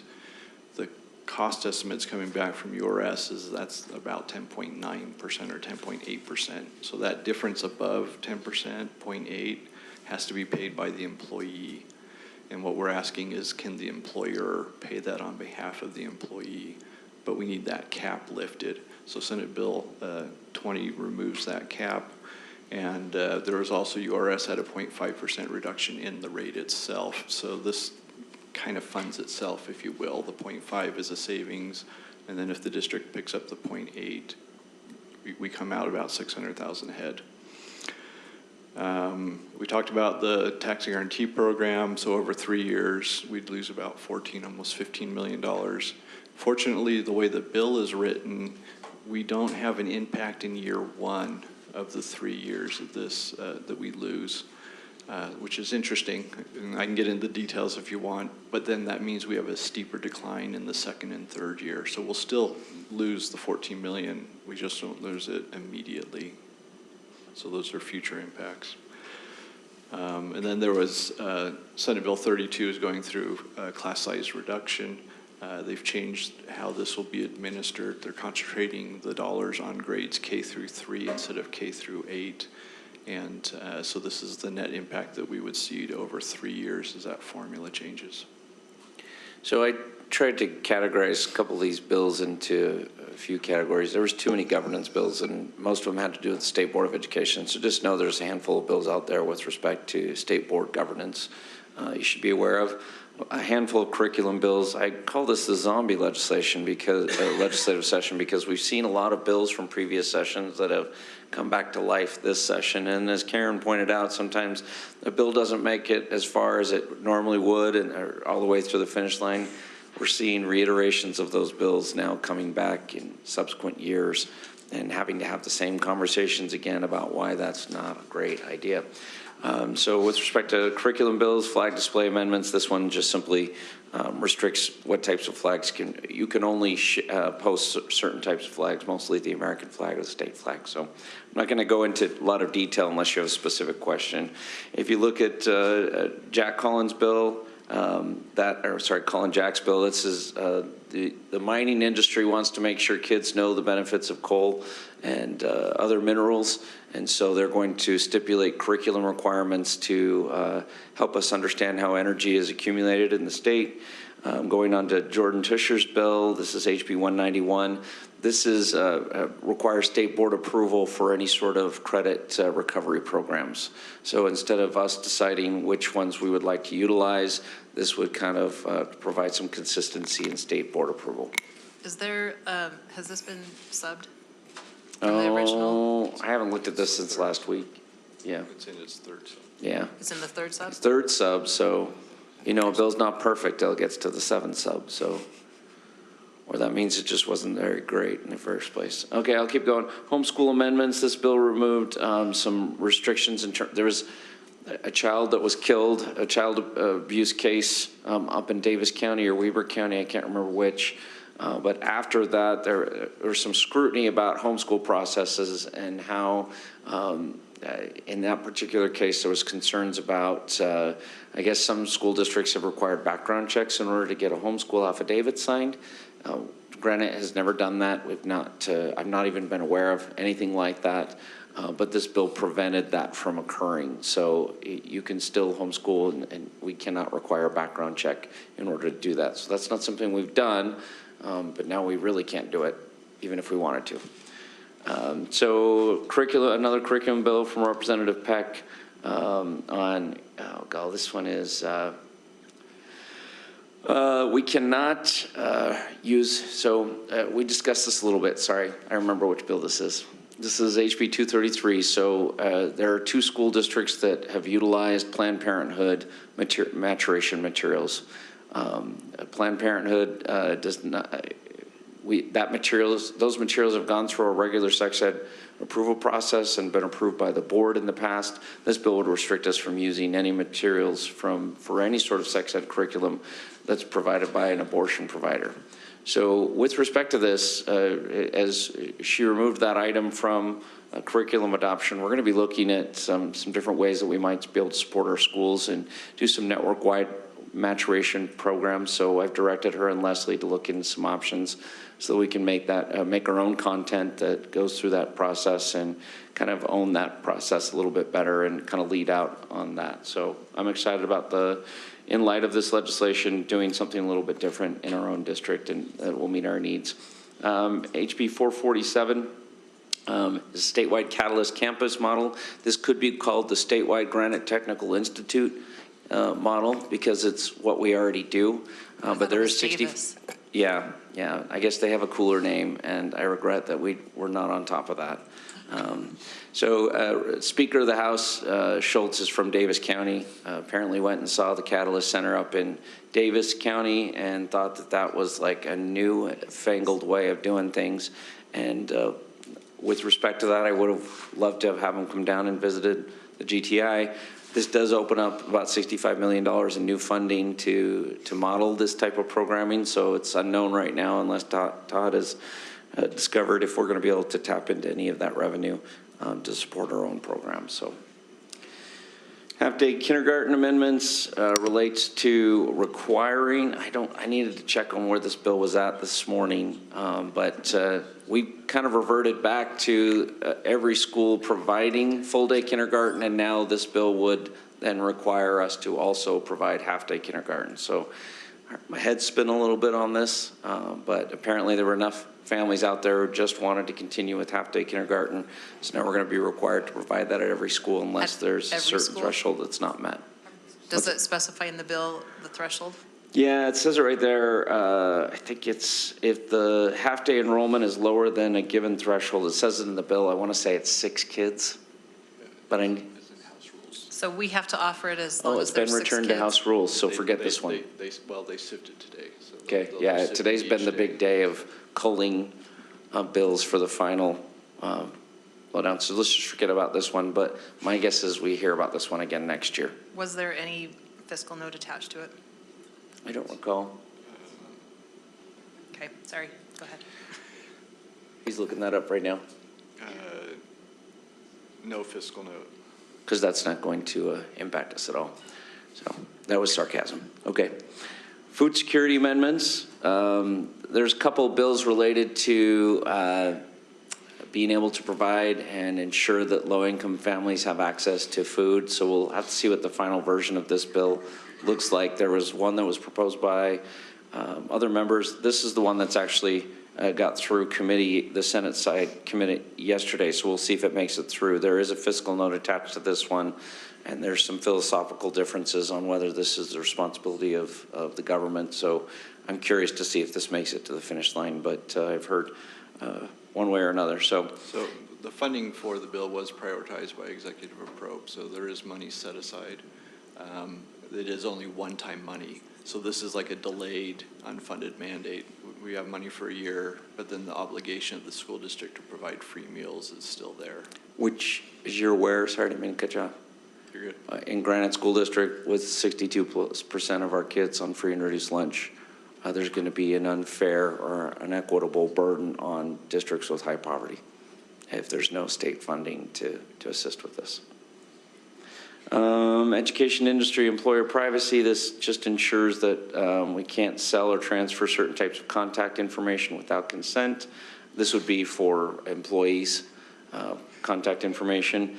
HB 161, the best bill of the legislative session. This just codifies our current practices and allows 6th graders to be treated as junior high kids as it relates to the distance required to provide transportation. This is a bill we asked Representative Matthews to run, and it was a bill that went through unanimously in everybody it went through. So good bill. We come up with good legislation. Representative Loubet and proposes a substitute. This is actually another Representative Peck. She's a new legislator from Tooele. You can see a lot of these bills are coming from her. This prohibits us, any employer, I want to be clear, public employers from taking disciplinary action against an employee for using gender-specific language in certain circumstances. So we can't have any sort of policy that requires an employee to use gender-specific language to accommodate an individual to exempt the employee from disciplinary action in certain circumstances. So a student requests to use certain pronouns, we could not require that an employee would use those types of things, which is not in our policies right now anyway. So I've not seen this as an issue in our school district, but I guess we'll see what that looks like. HB 267, I think everybody's well aware of this bill. We discussed this a little bit earlier this evening. We'll have some additional conversations surrounding that. HB 281, I think there's this notion that schools are providing extensive therapeutic services. Most of the types of therapy that we're providing are crisis counseling or grief counseling in temporary circumstances, and otherwise our policies and procedures require us to refer to outside agencies or medical professionals. We just don't have the time or the resources to provide exhaustive extensive therapeutic services, but this really curtails a number of the things that our school psychologists and social workers can discuss with students without parental permission. And so most of our concerns on this particular bill had to do with special education services, and there's some potential challenges here and some potential conflicts with federal law, so we'll have to see what that looks like.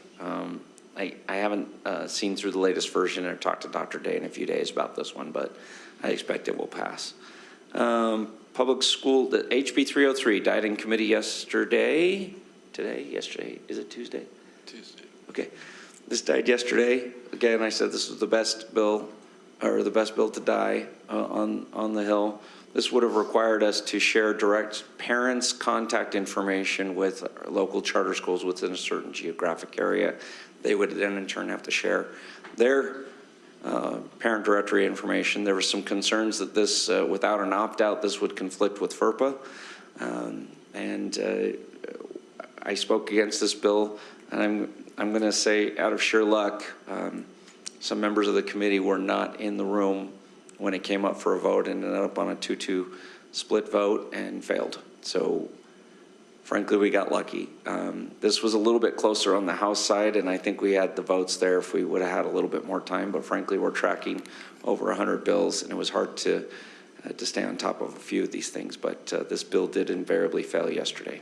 I'm shocked that they would support sharing private information, that they don't have a problem. I don't think they understand the irony on that. Yeah. There were a couple of amendments that would have addressed the parental opt-out, but the committee didn't adopt those. And so we, at our suggestion, if you're going to pass this bill, please accept these amendments. That did not happen. School fees did pass. That's another unfunded mandate. We'll have more conversations surrounding that. School attendance amendments, this bill failed earlier today. So this was going to discuss chronic absenteeism as a long-term study item to see if there's potential solutions. The bill failed. Food additives in schools, HB 402, this is on the third sub. We already do this, but it prevents certain types of processed ingredients in school lunches.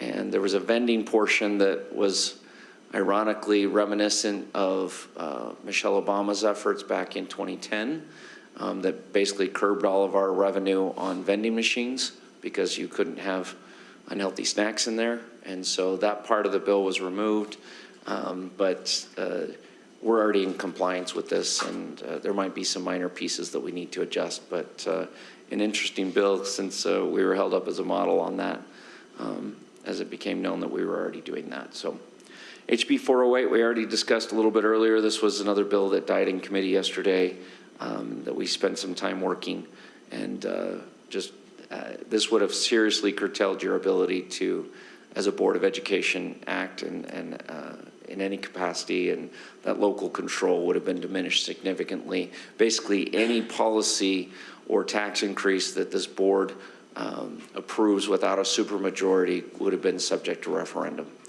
And so at that point in time, I'm not sure why we have a Board of Education. So I may have been that flippant in my comments as well in the hearing, but the bill did fail, so we're grateful for that. School data amendments, this is by Representative McPherson, intended to address a long-term study of what types of information schools should be retaining. This is obviously in light of the recent data breach, not just in Granite School District, but in several other school districts along the Wasatch Front.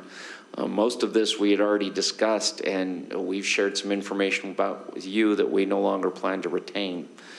So my expectation is by the time this study item comes forward in September 2026, there's supposed to be an interim report. We would already well be in compliance. Clean truck amendments, you're like, Ben, what does this have to do with anything? Well, this would have required us to update a number of our buses, but they were invariably exempted in future subs. So I'm following that to make sure that happens because we don't have the money to be able to afford to update some of our older buses without our normal procurement process. A couple other bills, truth in taxation. This was going to change some of the Open and Public Meetings Act to clarify that hearings on property tax rates above the certified rate requires the presence of a quorum of the taxing entity. I don't think that would be a problem for us, but needless to say, when you certify that tax rate, you would need to make sure that a certain number of, did I read that bill right? Okay. Anytime there's a funding question, I always look to my right. Okay. There's a couple other bills we've already discussed. I'm going to keep scrolling down. HB 40, you can see it's on its 5th sub, and that may actually be its 6th sub at this point. I was updating this over the weekend, so I apologize. This is the school safety amendments from last year's HB 84. There was a couple of components we hoped would be adjusted. Some of that has happened. Some of it has gotten, frankly, a little bit worse. And so we'll have to see what the final version of this looks like, but this is something we're continuing to work on. Where's that at? It's in 5th sub. Okay. It's on the Senate second reading. Okay. Juvenile justice, firearm safety. So these are safety-related bills. This is another required curriculum item for firearm safety in schools. We'll have to see what this looks like. Supposedly it's entailed with a State Board of Education approved video. It could be very minimal, but again, we're obviously wanting to make sure that instructional time is not hampered, and as we get more and more requirements, that's where the concern lies. Not that we don't want to address gun safety, it's just how that plays out. This HB 432, I needed to check on this one as well. This is a bill that would have repealed the ban on flavored electronic cigarette products, which was a real coup just a few years ago, because why do tobacco companies create flavored products? It's to attract younger users. And given the huge vaping problems we already have on school property because of juvenile justice reform back in 2017, which made it a non-referable offense on school property, and a referable offense off of school property, kids know this and they come to our schools to vape because they know they won't be referred. You add flavored products to the mix, that's just going to incentivize the negative behavior further. Where's that at? Did it get returned? It failed. It was subbed a 4th time and failed as a 4th sub. I think we all should just give a round of applause on that. Who's with me? I'm thinking of the little cartoon of I'm Just a Bill dying on the steps of the Capitol, and I'm grateful in this particular case. That would have been appeasing to tobacco companies to provide some. I don't disagree with the bill's sponsor that we need some enhanced regulatory practices, but sacrificing the ban was not worth it. It just isn't. So maybe I'm opining too much. School discipline amendments, I think, is kind of up in the air. It may not make it through, but this codifies some other practices that we have in place. And the sponsor has been very amenable to some changes and adjustments to that bill. And so we're grateful for that. We'll see if it goes further. SB 178 is something we're already compliant with, but just ensures that there's a universal ban on cell phones in schools unless a board has a policy that allows for use. So it's kind of a flipped backwards mandate. So we're already in compliance with that. Juvenile, this is actually one of my favorite bills of the session, 223. I testified on a committee this afternoon, so it will hopefully get through the House in the next few days. But this clarifies the definition of bullying.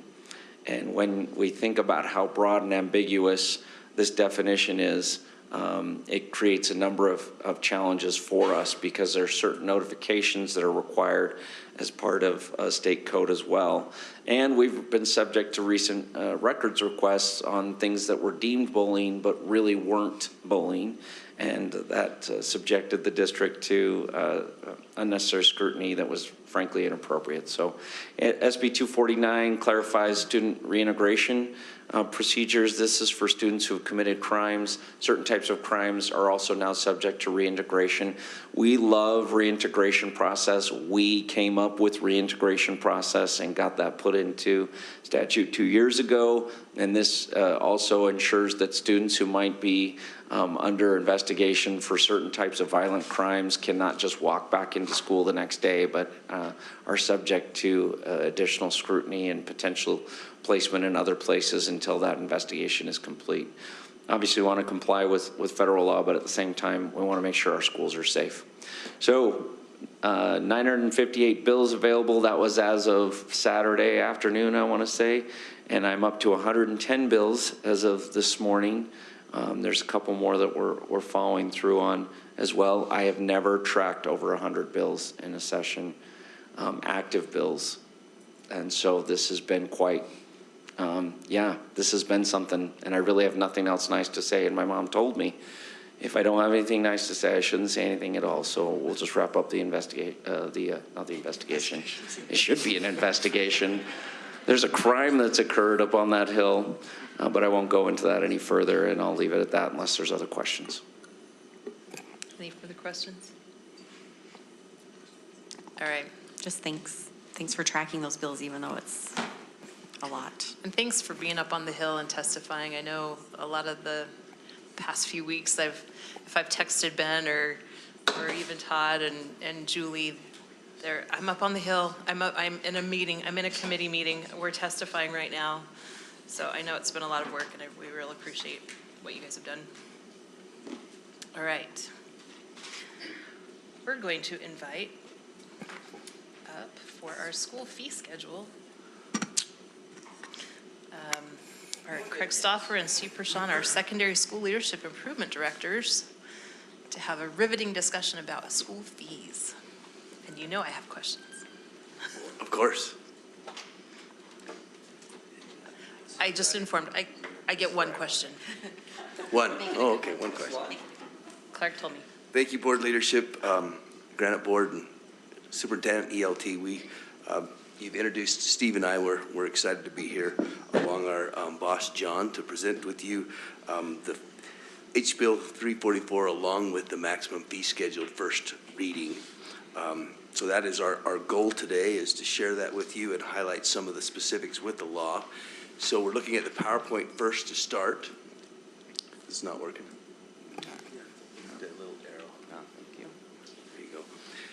First, I would like to highlight just a few things about the law. As a board, you've always been very conscious to keep our fees as low as possible, and they've always been quite a bit lower than our surrounding or sister districts. So we appreciate that, and we're going to go ahead and try to identify some of the highlights with this law and how it will affect the maximum fee schedule that we're going to present for you. So beginning in the 2025-26 school year, we cannot charge a fee for a non-fee course. So they've identified courses that are considered fee courses and non-fee courses. Those non-fee courses are basically English, health, mathematics, science, and social studies. Now, those are broad categories, but everything that generates the requirements for graduation in those categories would be considered those non-fee courses. We can also not charge for a general fee, or the potential of charging or increasing that fee to supplement or supplant the fees. So that's specifically for high schools would be the $65 basic registration fee that we currently charge if we're identifying those. The things that we've normally not charged for anyway would be textbooks. We cannot charge for textbooks along with textbook-like materials, school equipment, the machines, equipment, facilities, et cetera, that we have normally not charged for those anyway. We've only charged for the replacement of after they've been used for many years. And then they've identified common educational experience or expenses that we cannot charge for, which would include the teacher, staff, facility, and then the regular maintenance. Now, in every law, there's exceptions, so we cannot charge for those things I've just mentioned. However, there are exceptions that we can charge. So we're talking about both non-fee and fee courses, or basically all of our courses we can charge for the following. The first thing would be instructional equipment. That is required for the class and becomes the property of the student. We can charge for field trips, which includes the activity, performance, transportation, food, and lodging for those field trips. And we can charge for school activity clothing, so anything specific that we ask our students to wear that would be towards or for that class, but not a uniform, and we want to make sure that that's separate. Uniforms would be considered what we had at Kennedy years ago, the school uniform. So those three things we can charge for all fee courses and non-fee courses, and we'll identify them on our fee schedule. The two last bullets are on the next slide. Things that we can charge both fee courses and non-fee courses are any discretionary projects in lieu of those regular classroom projects. An example could be if I'm in a woods class and instead of building the chessboard, I would decide to do a nightstand, I would pay for that extra amount. And then, of course, the compensation or remediation, any credit recovery, that is specific to not only fee courses but non-fee. So if a student were to fail an English class, we can't charge for the fee, English class fee, but we could charge for the credit recovery. And we'll identify each of those on the fee schedule. Now, moving on to the next slide are the things that we can charge for just fee classes only, the exceptions, if you will. We can charge for instructional supplies, so any consumables, wood, clay, art supplies, food for food classes, that type of thing. Life cycle replacement costs of school equipment. So again, we can't charge for the school equipment, which we haven't done anyway, the normal purchase of, but the life cycle replacement we could. An example I can think of is maybe a kiln for pottery. We might take a part of that fee and save it for 10 or 15 years to buy a new kiln, would be that example. Musical instruments we can charge for, licensing fees for intellectual property. This has changed a little bit. It's for fine arts only, so your visual and performing arts is the intellectual property. And then, of course, participation in driver's ed. That would include the class and the driving, and so we'll identify that. The last slide, because this fee law was not finalized prior to us creating this report, things have changed a little bit. And so I've got to mention one here on this slide. The very end of the highlighted area, school can charge a fee for, should not read a fee course.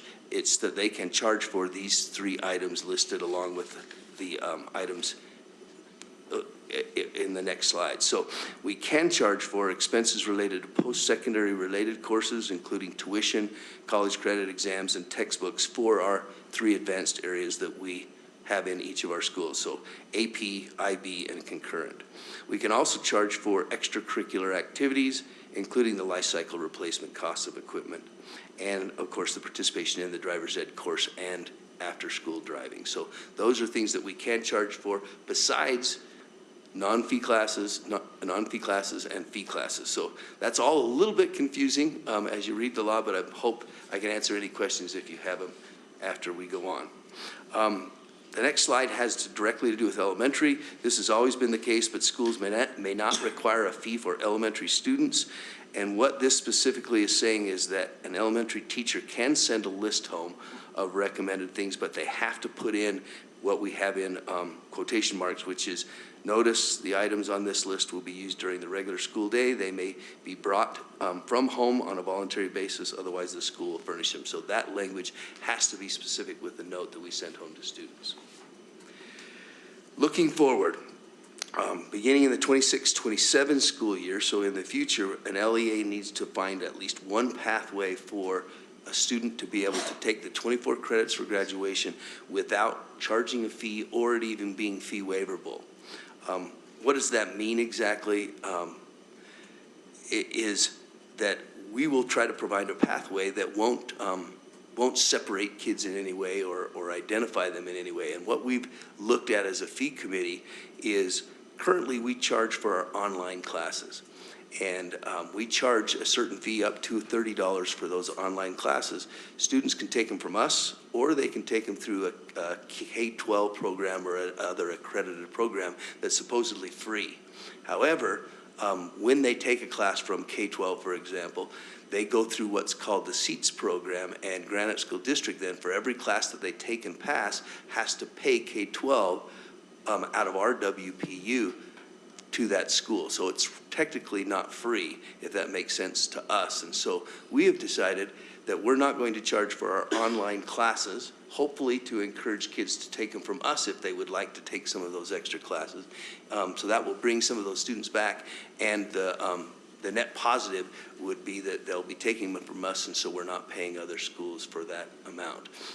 That is also thinking in the future that in this law, the 2627 portion of it, that could potentially be that free pathway for any student to be able to take the credits that they need to graduate. The next slide that's important to note is the current fee law removes fundraising from the definition of fee. So what this actually means for us is that the fee schedule that you're going to be viewing is actually that maximum amount includes the out-of-pocket and the individual fundraising, but it doesn't include the mandatory team fundraising that's identified in bullet number 2. So a team may still require a team fundraiser that students must participate in, but our coaches and advisors currently normally have used that to reduce that out-of-pocket maximum. So our coaches have chose to do it that way, but the law is now written to where they wouldn't necessarily have to. The definition of individual fundraising is it's an optional fundraiser, which is what we use mostly, and a student can then sell that product individually or optional, but all of the money that they raise goes towards their fees. And that's what the majority of our advisors, our coaches are doing.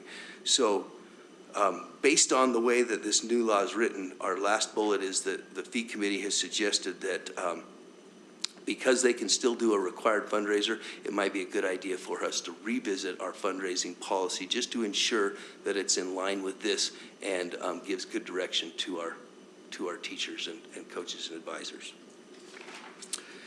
Now I'm moving on to the actual maximum fee schedule. And this first page gives you a view of the 24-25 last year or this year's schedule, if you will. And you can see that it's on a half sheet right here in the PowerPoint, but it's extremely small, even in a full view that you have access to looking at. Well, based on this new fee law, we've decided to take advantage and to change it so that it's multiple pages. It's a lot easier for our patrons, our community to read, and it identifies not only all of the fees, maximum fee charges that you're allowing each of our teachers or advisors to charge, but also includes a spend plan and that maximum amount. And by doing that, we meet the letter of the law for USBE that says that the board has to approve not only a maximum fee schedule, but also spend plans by April 1st. Now, we are still going to have our coaches and advisors go in and create an individual spend plan that has to meet these guidelines of the maximum, but is going to be more specific to their program, and it will be on each individual school's website. So that's still going to continue to take place, but what it does or allows is for you to approve a general schedule, and then it gives our coaches all the way until the end of June to complete those spend plans, so they're more realistic to what they expect to take place the next year. Okay? I'm going to switch now because this PowerPoint then goes from a 1 page to 8 pages, and I didn't want to put up every one of those pages, but I do want to discuss some of those with you. So I'm going to push escape, see? Okay. And can you blow that back up? This one. And then what I would like to share with you is the first thing is, the Granite School District one, where you're at. Yeah, right there. I wanted to share with you as board members, of course, at ELT all have a link that you can click on to see the high school schedule, the junior high schedule. I want to share with you and anybody who's watching from home, and so you can share with your constituents, how can they give us feedback? So if you go on the general Granite School District page, right between bulletins and social media, there is that 25-26 school fees. You'll click on that, and from there it gives them a short synopsis of the information for where they can find school fees and where they can make comments, and then it also identifies each of those pages. So they could do it through the board notes, but this is the easy way for them to go in and actually make comments. If you will click on the high school schedule, and let's do a Control Plus real quick. It's not going to make that way. Can you do it down here? If you would please, if you want to follow along, click on the high school fee schedule. I want to go over a couple of specifics on that, and what I'm primarily trying to identify is what are the changes from last year's schedule to this year's schedule. And that's plenty enough. Okay. Yep. The very first thing is you can notice that on this fee schedule there is no longer a basic registration fee of $65. And then on the first page, There's esports that have been added, and so the committee got together along with some coaches that we have and determined that the $200 was the appropriate thing for schools to be able to buy the equipment needed to start esports, which is a new sport through the Utah High School Activities Association. We've made some additions, or additions, if you will. Cheer, through the cost of inflation and uniforms, has gone up $100 to $1,800. Our soccer has gone up a little bit to help cover inflation, so that's up to $600. Swimming went from $300 to $400. Track $300 to $400, and volleyball from $550 up to $600. Page 2, so you're scrolling up. We've talked a little bit about track and volleyball. We also have dance performing groups that went up quite a bit more. There was quite a bit of a difference in the needs as we surveyed all of our dance groups, and so that's gone up to $1,000. There's an increase to driver's education because of the increased costs of gas and maintenance with driving, so that's up to $195. And then IB is an interesting one because we can't charge specifically for the IB courses that fall within English, Math, Social Studies, Science. Based on the rule, we're going to charge for just the after-school program. Those students that decide to get an IB diploma, if you will, and it helps pay for not only the program that Skyline has, but also the training needed for teachers to be able to continue to provide the service, the school, or the classes, along with a student who wants an IB diploma has to get an advisor, a teacher, and help them go through the actual paper that they write and prepare, kind of like a thesis that you do in college. And so there's a lot involved with after school. So that's why we've implemented that. On page 3, we have right underneath our musical performing groups, which hasn't changed, we added color guard and marching band. And so that went up to $300 to cover both of those. We increased the graduation party, and so does that go down a little bit farther, from $50 to $60. Again, that's just through inflation and information that we received from PTA. Our commencements, the cost of the venues has gone up quite a bit, and so that has increased a little bit for our seniors. And then school level banquets, so not individual athletic or performing arts type banquets, but this would be school level, so your senior banquet has gone up $10 to meet the cost of food that's increased. We also have field trips added on page 8. That's, well, before I go all the way to page 8, let's start with our individual class fees. So this is the biggest change from what you've been visually seeing, and that is we've identified each class, what it is that they have as far as they can spend on the spend plan, and these are specific to what the fee law allows, and then an amount. And so we did a lot of research with our teachers on what it is that they needed, what they could still charge based on the fee laws, and came up with amounts. And so this is, of course, our first draft on this, presenting to you. I do need to share with you, because I'm not going to go through each one of them, that since that fee law has been finalized on Friday, we were anticipating there was going to be a potential change for CTE and our non-fee classes, and that did not take place. So on what you're seeing right now, I'm going to share with you the classes that we are going to remove, that we will not be charging a class fee for, and there's several of them. So the first one would be visual arts, all remains the same, but if I go down to CTE, so keep going down, our first CTE course is accounting. Students can receive math credit for accounting, and so because of that, that falls within that math category for graduation, so we will be removing this for the final reading that you will receive in April, if that makes sense. The next class is animal science. You get a science credit. You can earn a science elective credit, so that class will be removed. Aquaculture will be, will be removed, so we will no longer have that on the fee course. Biotechnology will be removed. That's a science credit as well. Business communication allows for students to get a English credit. That counts as a fourth English, so that one will be removed. Equine science is another science course through CTE, so that will be removed. medical forensics, which is probably the one that we have as the highest fee, will be removed as well. And then medical anatomy and physiology will be removed because those are all science credits, and veterinarian assistant. So because those are on the pathway of earning graduation credit in those areas that are non-fee courses, they will be removed. If you move down to page 8, the last thing that I wanted to share there, field trips, can you, field trips. So right there underneath concurrent enrollment IB, field trips was identified as something that we could charge for both fees and non-fee courses. And so we removed admissions and changed it to field trips, admissions, and registration for off-campus events. And that went up from $60 to $80 for the current costs.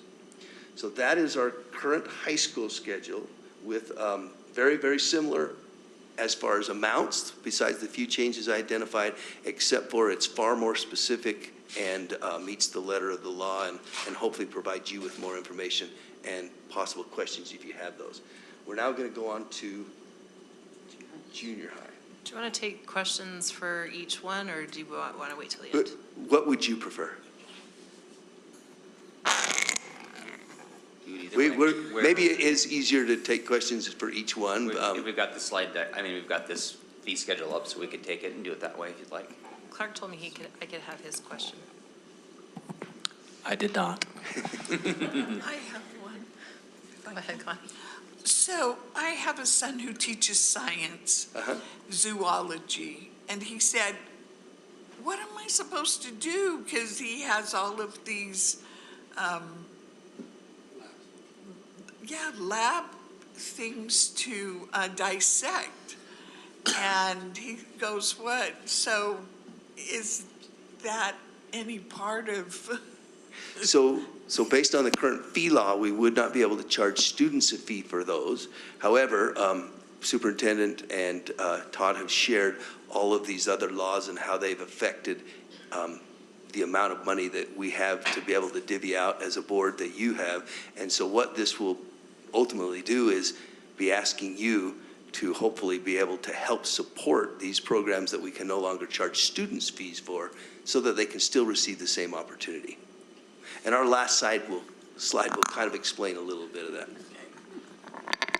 And if I might, in the earlier presentation on legislation, we had a line on there for fees, and we're estimating about a $2 million price tag that the district will need to pick up in order to cover those classes.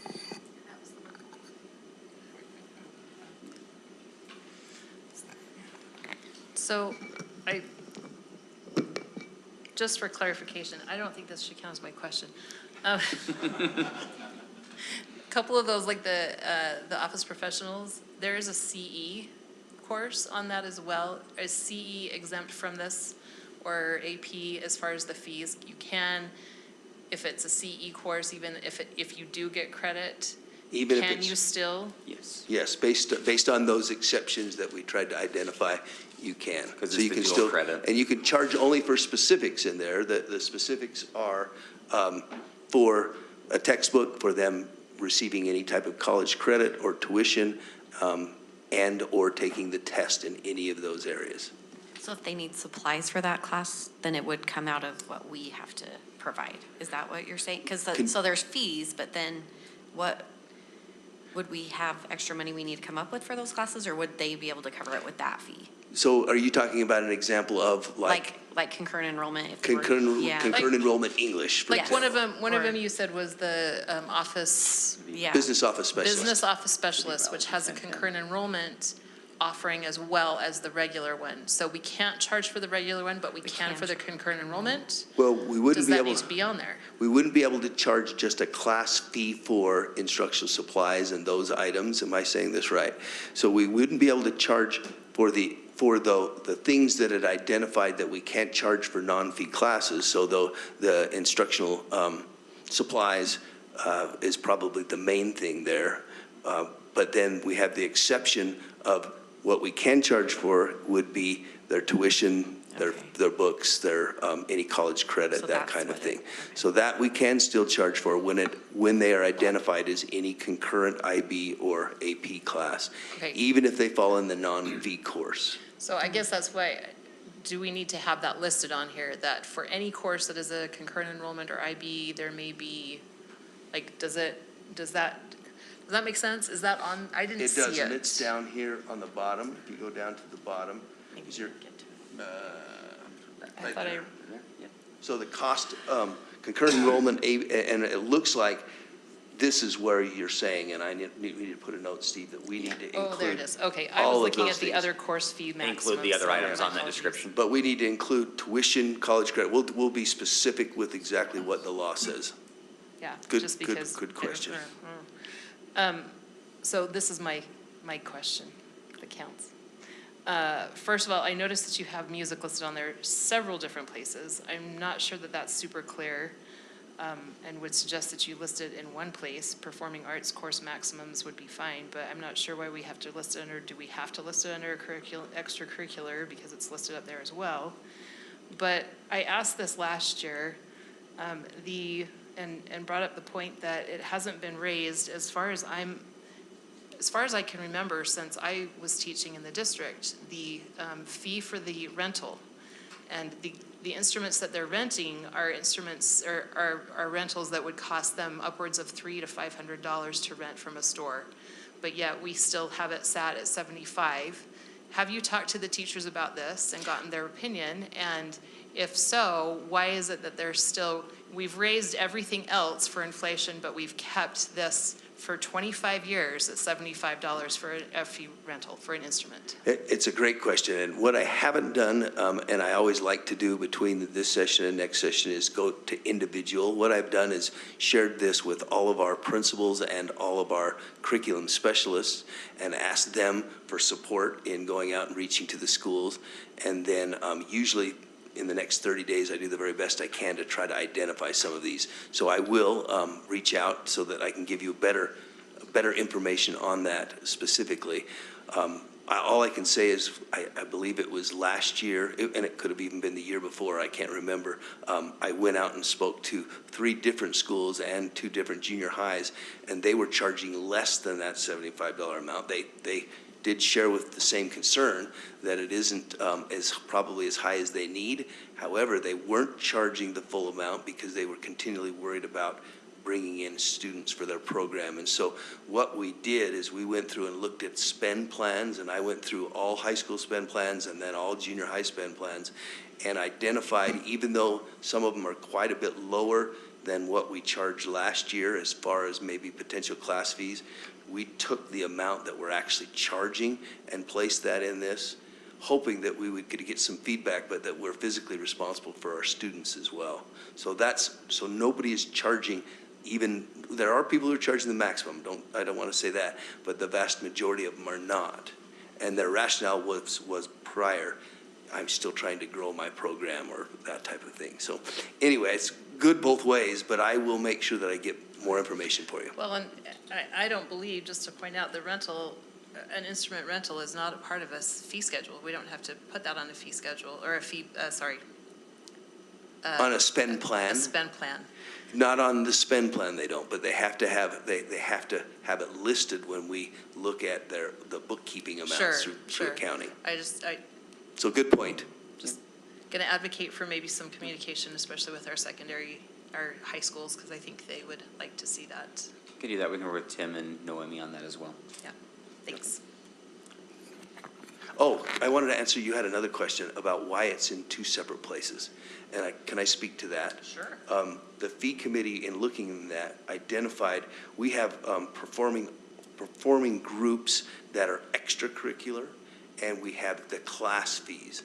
And we have some groups, for example, if maybe I'm taking beginning band, I'm not necessarily going to go out and I'm not going to charge that student the performing group fee because I'm not going to be having them perform a whole lot. They might perform at a Christmas thing or something like that. And so we're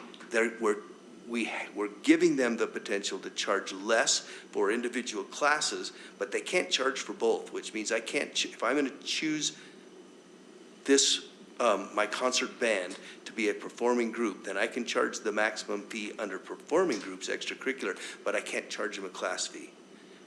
And if I'm going to charge them a class fee, then I can't treat them as a performing group, if that makes sense. So I can't do both, and that's the way we've always kind of treated things, is that you can't necessarily do both. So we kind of felt like we had to put it in both places. Charge for both. Yeah, did I say that wrong?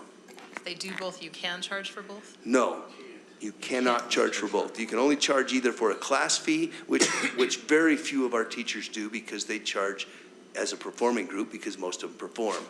But there are some, especially at the junior high level, that choose just to charge a smaller fee and they charge it as a class fee rather than a performing group. We can talk later. Okay.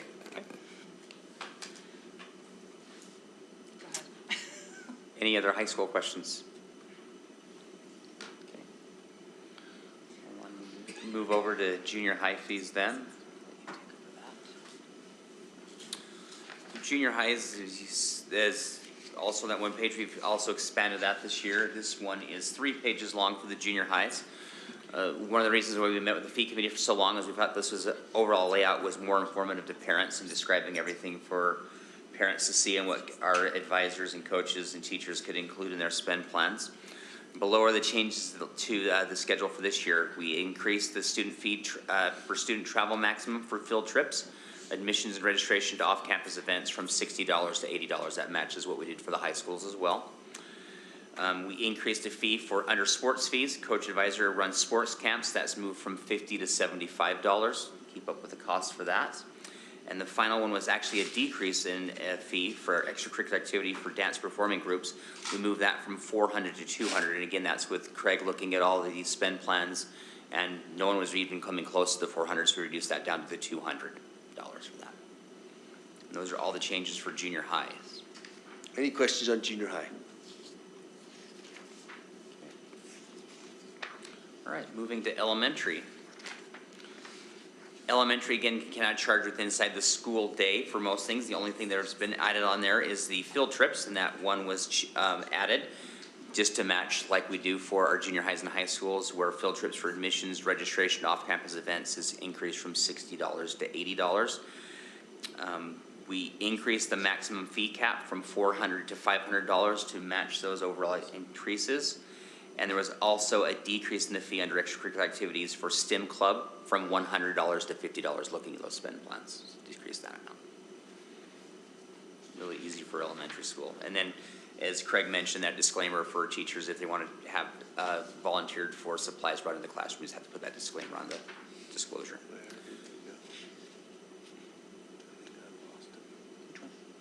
The disclosure? Fee schedule.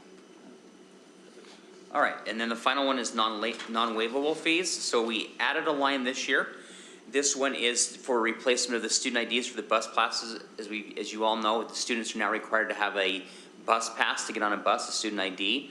And those students sometimes lose those quite frequently. And so we give a first one replacement for free, and any additional bus ones after that, they have to pay a $5 fee to replace losing that bus pass. We've also added an additional fee for Chromebook fines, and that is for the Chromebook system board, and that is $130. That's the main component of that Chromebook with that. And then some changes to that: increase in charge of memory books under the general purchase for junior highs to keep up with the rising costs of printing those books. That cost has gone from $20 to $40. And for the senior highs, an increase of yearbook for general purchases, purchase for the first semester from $50 to $60. And for anything after the first semester from $55 to $65. And then a lot of changes to Chromebook as we've charged for the Chromebook fines, and that's just as we've worked with Chris Larson in educational technology, looking at those. So the school discretion to replace these and to repair them. For the screen, the non-touch, $24, and for the touch screen was $53 this next year. A decrease in the bezel, that's the area around the monitor, from $27 to $14, a decrease from the top case under the Chromebook fines from $36 to $20, a decrease in the bottom case under Chromebook fines from $36 to $20, and a decrease for keyboard under the Chromebook from $87 to $40. So those are any questions on non-waivable charges or fines. Luke, I might need help with this Mac. We just need to get back to that PowerPoint. How can we do that? Oh, right here. It's gonna come in. Click here.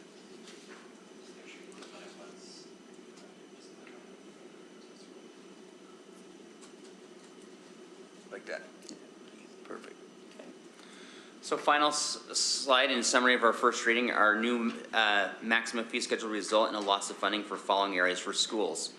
As Craig mentioned at the top, a general fee can no longer be charged for our high schools. This equates to a $65 for each high school student and $40 for each junior high school student. That is something we can no longer charge for.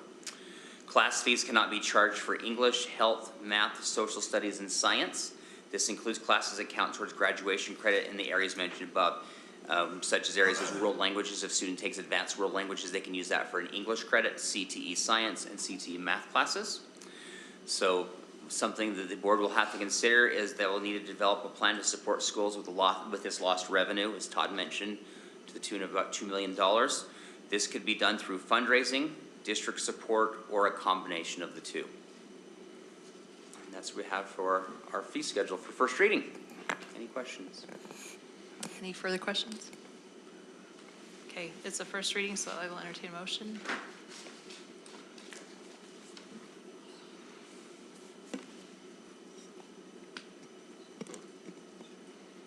I move where is the wording? Hold on. Accept the school fees for 2025, 2026 school year as a first reading. Second it. We have a motion and a second to accept the school fee schedules for 2025, 2026 school year. Is there any further discussion? All in favor, please say aye. Aye. Any opposed? Okay. Julie had to check out, but is still keeping track, just so you guys know. All right, thanks. Thanks. And I'll talk to you, right, later?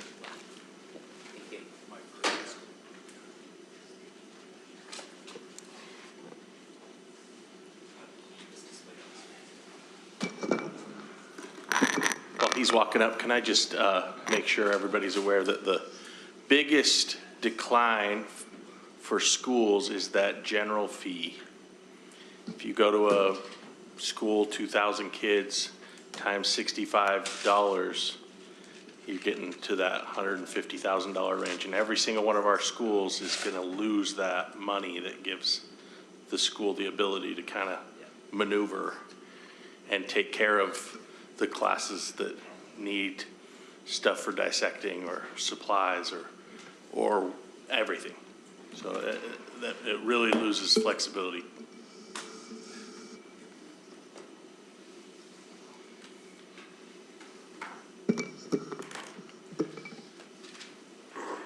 We're good, okay. So we've been going through several different monitoring visits from the USBE, from Title I to Title III to CTE to internal controls. In our last review, the monitors decided that our policy that we have with regards to time and effort was not complete. In other words, it didn't have all the language that they thought was required under federal regulations. So what we have here is language that pulls in the federal reference, which is the CFR 200.430G, because that's the language, that's the area of the language that they were concerned about with regards to our time and effort. So this is just simply to bring our policy in closer alignment with the federal regs. I don't think that we were out of compliance. In fact, our whole process was praised for how well we do time and effort and the system that we have to comply with it. They just felt that there was some language missing, so easy fix. Any questions? So this is just bringing us into compliance. Well, I would say closer compliance. I think we were already in compliance. We just now have the phraseology that these particular monitors are looking for. Okay. This, again, is a first reading, and with that, I will entertain a motion as such. do I just say section 14 and read that? Is that, okay. I move that we approve as a first reading in our fiscal policy, section 14, applying for and administering federal awards grants. I'll second. Okay, we have a motion and a second to approve section 14 in our, hang on, I gotta get up there. So, section 14 in our fiscal policy manual, applying for and administering federal award grants as a first reading. Is there any further discussion? All in favor, please say aye. Aye. Any opposed? All right, motion passes. Thanks, Todd. Okay, we've got several first readings to go. Actually, I think we're going to start with our, well, do you want to start with the first readings or second readings? Start with our first readings. First readings, Yep. we have parental leave up first, right? Parental leave, I'm actually going to ask the board if you'd be willing to table this particular policy for 1 month. It was based on some conversations I had with Jessica and GEA. They would like a little bit more time to be able to go back over this. They have been involved in the committee conversations. Mitch and Joe and others were on that committee, and they just needed a little bit more time to be able to review it and make sure that it was kind of what they had hoped for or what they'd expected. And so I indicated to them that I would ask the board if we could table that one for 1 month. Do we have to have a motion, or can I say without objection, Todd? Is there objection to it? Without objection, we'll go ahead and table this one then. Great. Thank you very much. I appreciate that. Board members, we have a few others. A first reading for corrective action, progressive discipline, and orderly termination. This policy is 9A4C. We've had this policy, thank you. We've had this policy before the board multiple times. This is just a simple change to the policy. The state statute allows us to extend a provisional employee's provisional status if we indeed have it in a policy. We didn't have it in our policy, and so I'm bringing this policy back to the board. There are very rare but some circumstances where extending a provisional employee's provisional status is helpful, useful, allows us another year to be able to work with a particular teacher that we think we can build capacity, those kinds of things. And so we have made that slight change to the policy to give us more flexibility as needed. If you have any other questions about that policy, I'd be happy to respond. I do have one question. This is on E2C. It's a couple pages in, but this is more, I don't know, Doug, if this is for you, or Ben, if this is for you, Mitch, somebody. But when we have an employee going through corrective, yes, ma'am. You know, there's obviously the state statute, you've got to have due process, it's for 120 days, you know, and then you're doing evaluations, there's plan of assistance, you know, kind of all those things. It's like kind of a salad, it's just all in a bowl. But my question is this, and I know this isn't necessarily in policy, but is there a metric laid out somewhere where employees need to perform better by X amount %? So let's say you have somebody who, you know, is going on corrective because maybe they're in the 15-20% zone. You know, they're either struggling or whatnot, and then they're given this opportunity to improve performance.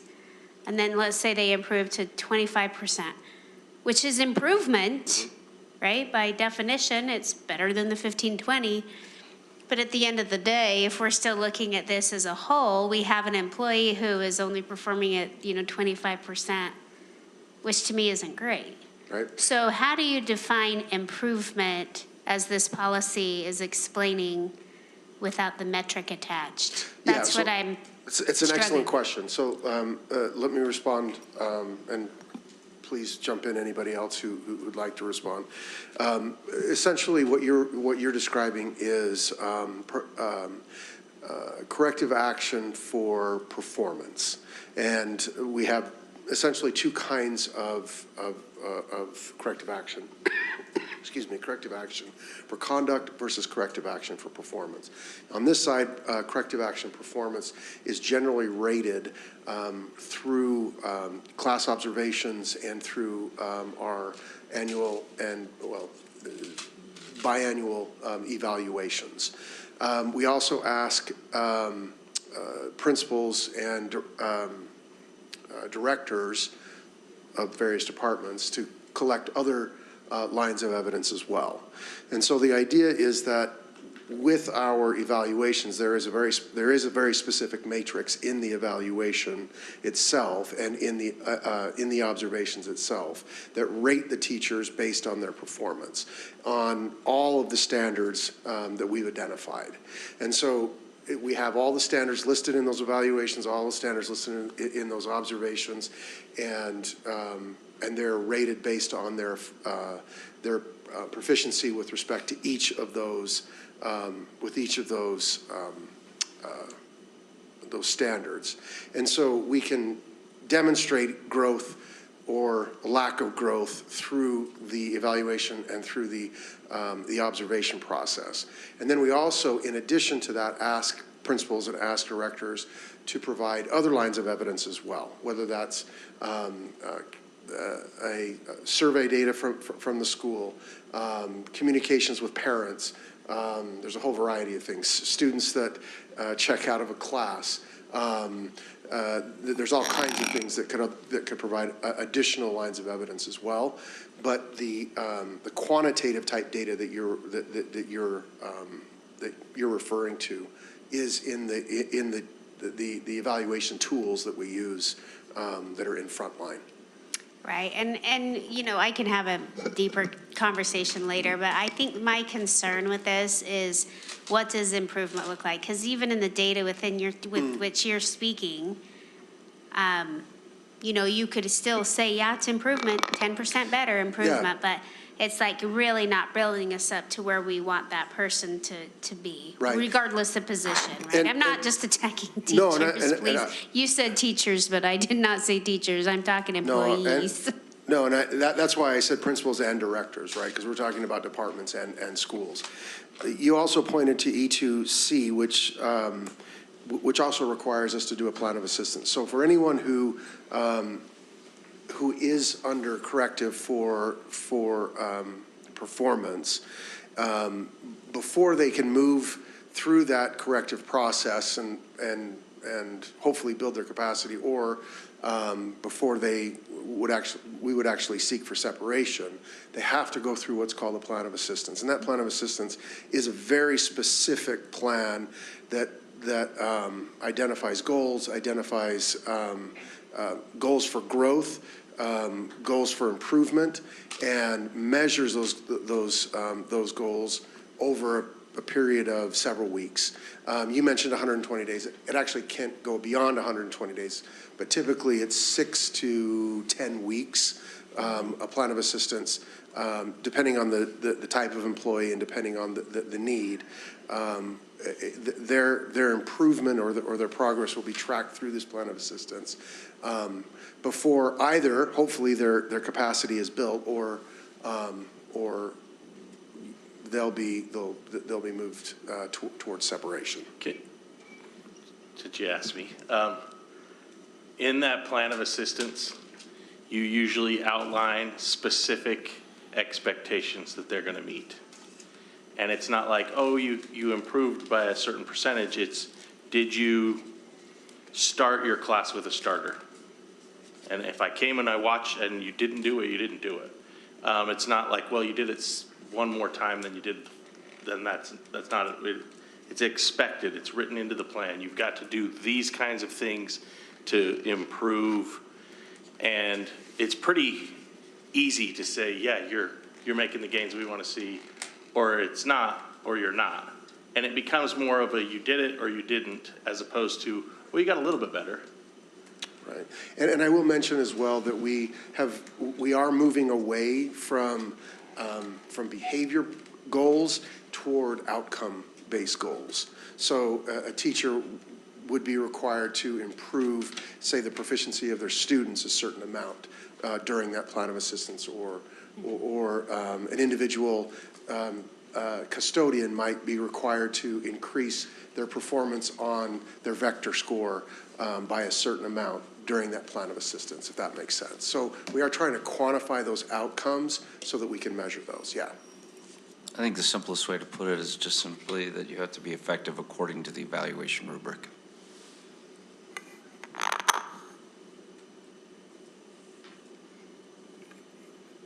Did that answer your question, Karen?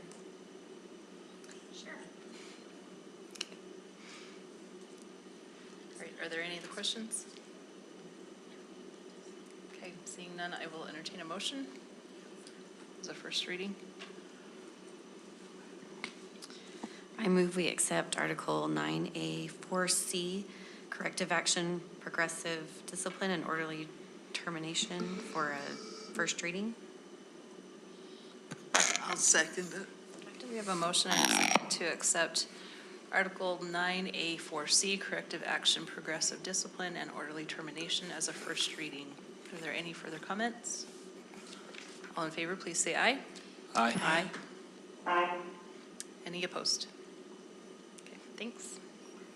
Okay, thanks. Our next policy is our drug and alcohol and tobacco policy. Thank you, Luke. This particular policy was updated for a couple of reasons. First, it was to include, based on updates in the law, some exceptions for smoking cessation type products that we didn't want to outlaw but were inadvertently outlawed or were violations of our policy. We also updated the policy with a concept of misuse. That came because there is a, in recent years, the legalization of medical marijuana that has been introduced into this mix. And so we added some language regarding misuse of prescribed controlled substances, including prescription drugs and those who obtain a medical marijuana card. If you have any other questions about that one, I'd be happy to answer.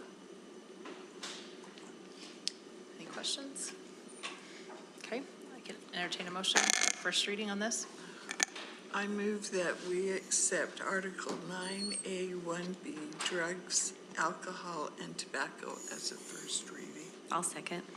We have a motion and a second to approve Article 9A 1B, drugs, alcohol, and tobacco as a first reading. Are there any comments? All right, all in favor, please say aye. Aye. Any opposed? Motion carries. Great, thanks. The next one is 8B9. This is prohibition of bullying, cyberbullying, hazing, and retaliation. Thank you, Luke. And this policy was updated because recent legislation from last year requires us to maintain to create a bullying action plan for students that are that we have determined were engaging in bullying. That was actually part of the reason that we also worked on the legislation that got our definition changed this year, so that we would have a more precise definition of bullying, so that when we have to do these action plans, they're not done, or they're done in circumstances where bullying is actually the offense that's committed by the student. So we updated the plan, or excuse me, we updated that legislation. That coincides with our updating of this policy. And I guess that's it. If you have any questions about that, I'd be happy to respond. I think I have a question that, so everything that's taken out of this is just to bring us up to date with the current law, correct? Because it seems like a lot is taken out of this. No, I appreciate that. So one of the things that we did here, Chris, was we actually did what we call in our policy, our law and policy committee, we hybridized this. So what we did is we took the procedures of the bullying plan or bullying policy out, and we placed those in Memorandum 149. So now we have a policy, a board policy, and we also have a memo for our procedures. So that portion that you can see that's been removed was actually just taken out and put into Memo 149, which outlines the procedures for reporting, for doing investigations, et cetera. Oh, that makes sense. Thank you. We've been trying to do that with law and policy that we've been. Kind of been doing it over time. Yeah, we've been trying to be very cognizant of this is policy, this is what we're in charge of, and this is what the administration is in charge of, and we try to take that out of there so that we're not crossing those lines, so. Yeah. That's what happened. Good question. Thank you. Thanks. Any other questions? Okay, I'll entertain a motion. I move we accept Article 8B9, prohibition of bullying and cyberbullying as a first reading. I'll second. I have a motion and a second to accept Article 8B9, prohibition of bullying and cyberbullying as a first reading. Is there any further discussion? All right, all in favor, please say aye. Aye. Any opposed? Oh, sorry, Kim.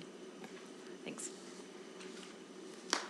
I did want to mention, sorry, something I forgot. With that prohibition of bullying, cyberbullying, hazing, and retaliation, we have been also working pretty extensively with parents. It started with a group of parents from Skyline High School, and then we broadened that, and we discussed this at our district community council and been working with parents on trying to make that policy a little bit more robust. So I just wanted to mention that.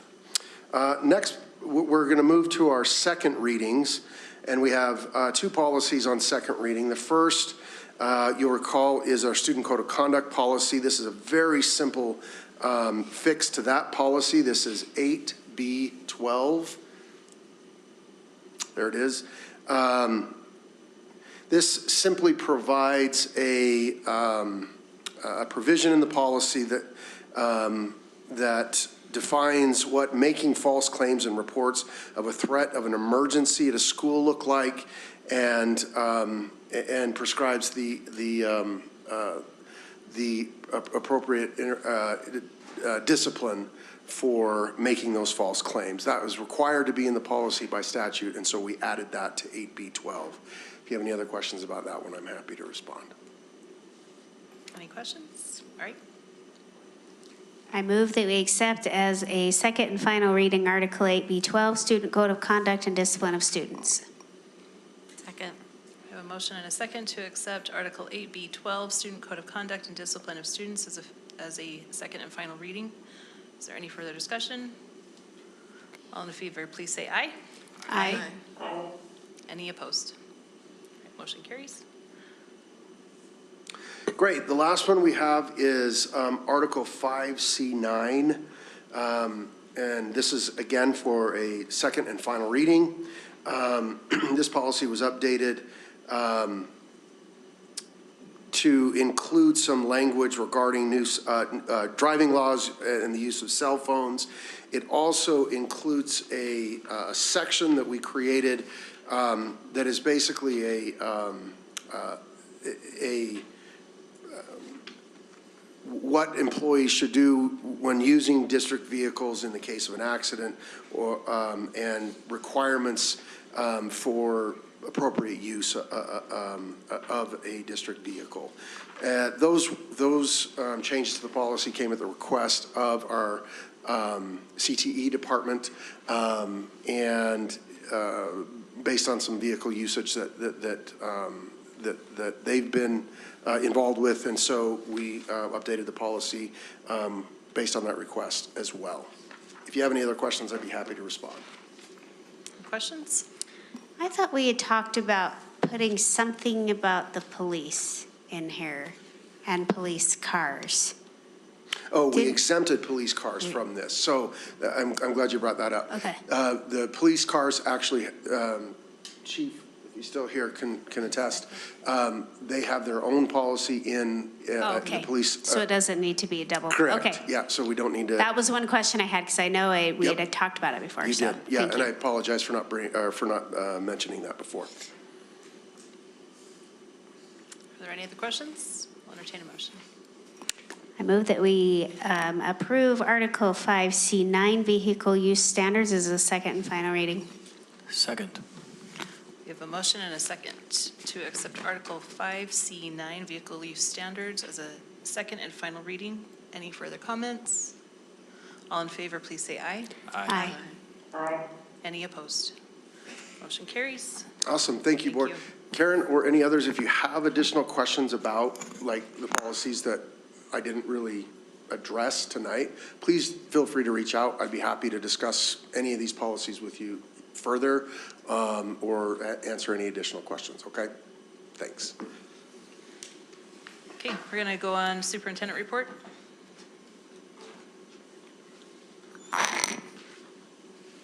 Thank you, Board President. In light of time, I'm going to be very, very brief. So we failed to acknowledge earlier the appointment of Rob McDaniel, and wanted to acknowledge him and his efforts at Skyline High School. He's had an interim tag there, and we have asked him to undertake that on short notice and come and support that community. And we've done some more due diligence in terms of meeting with staff and conducting surveys and visiting with community leaders and stakeholders.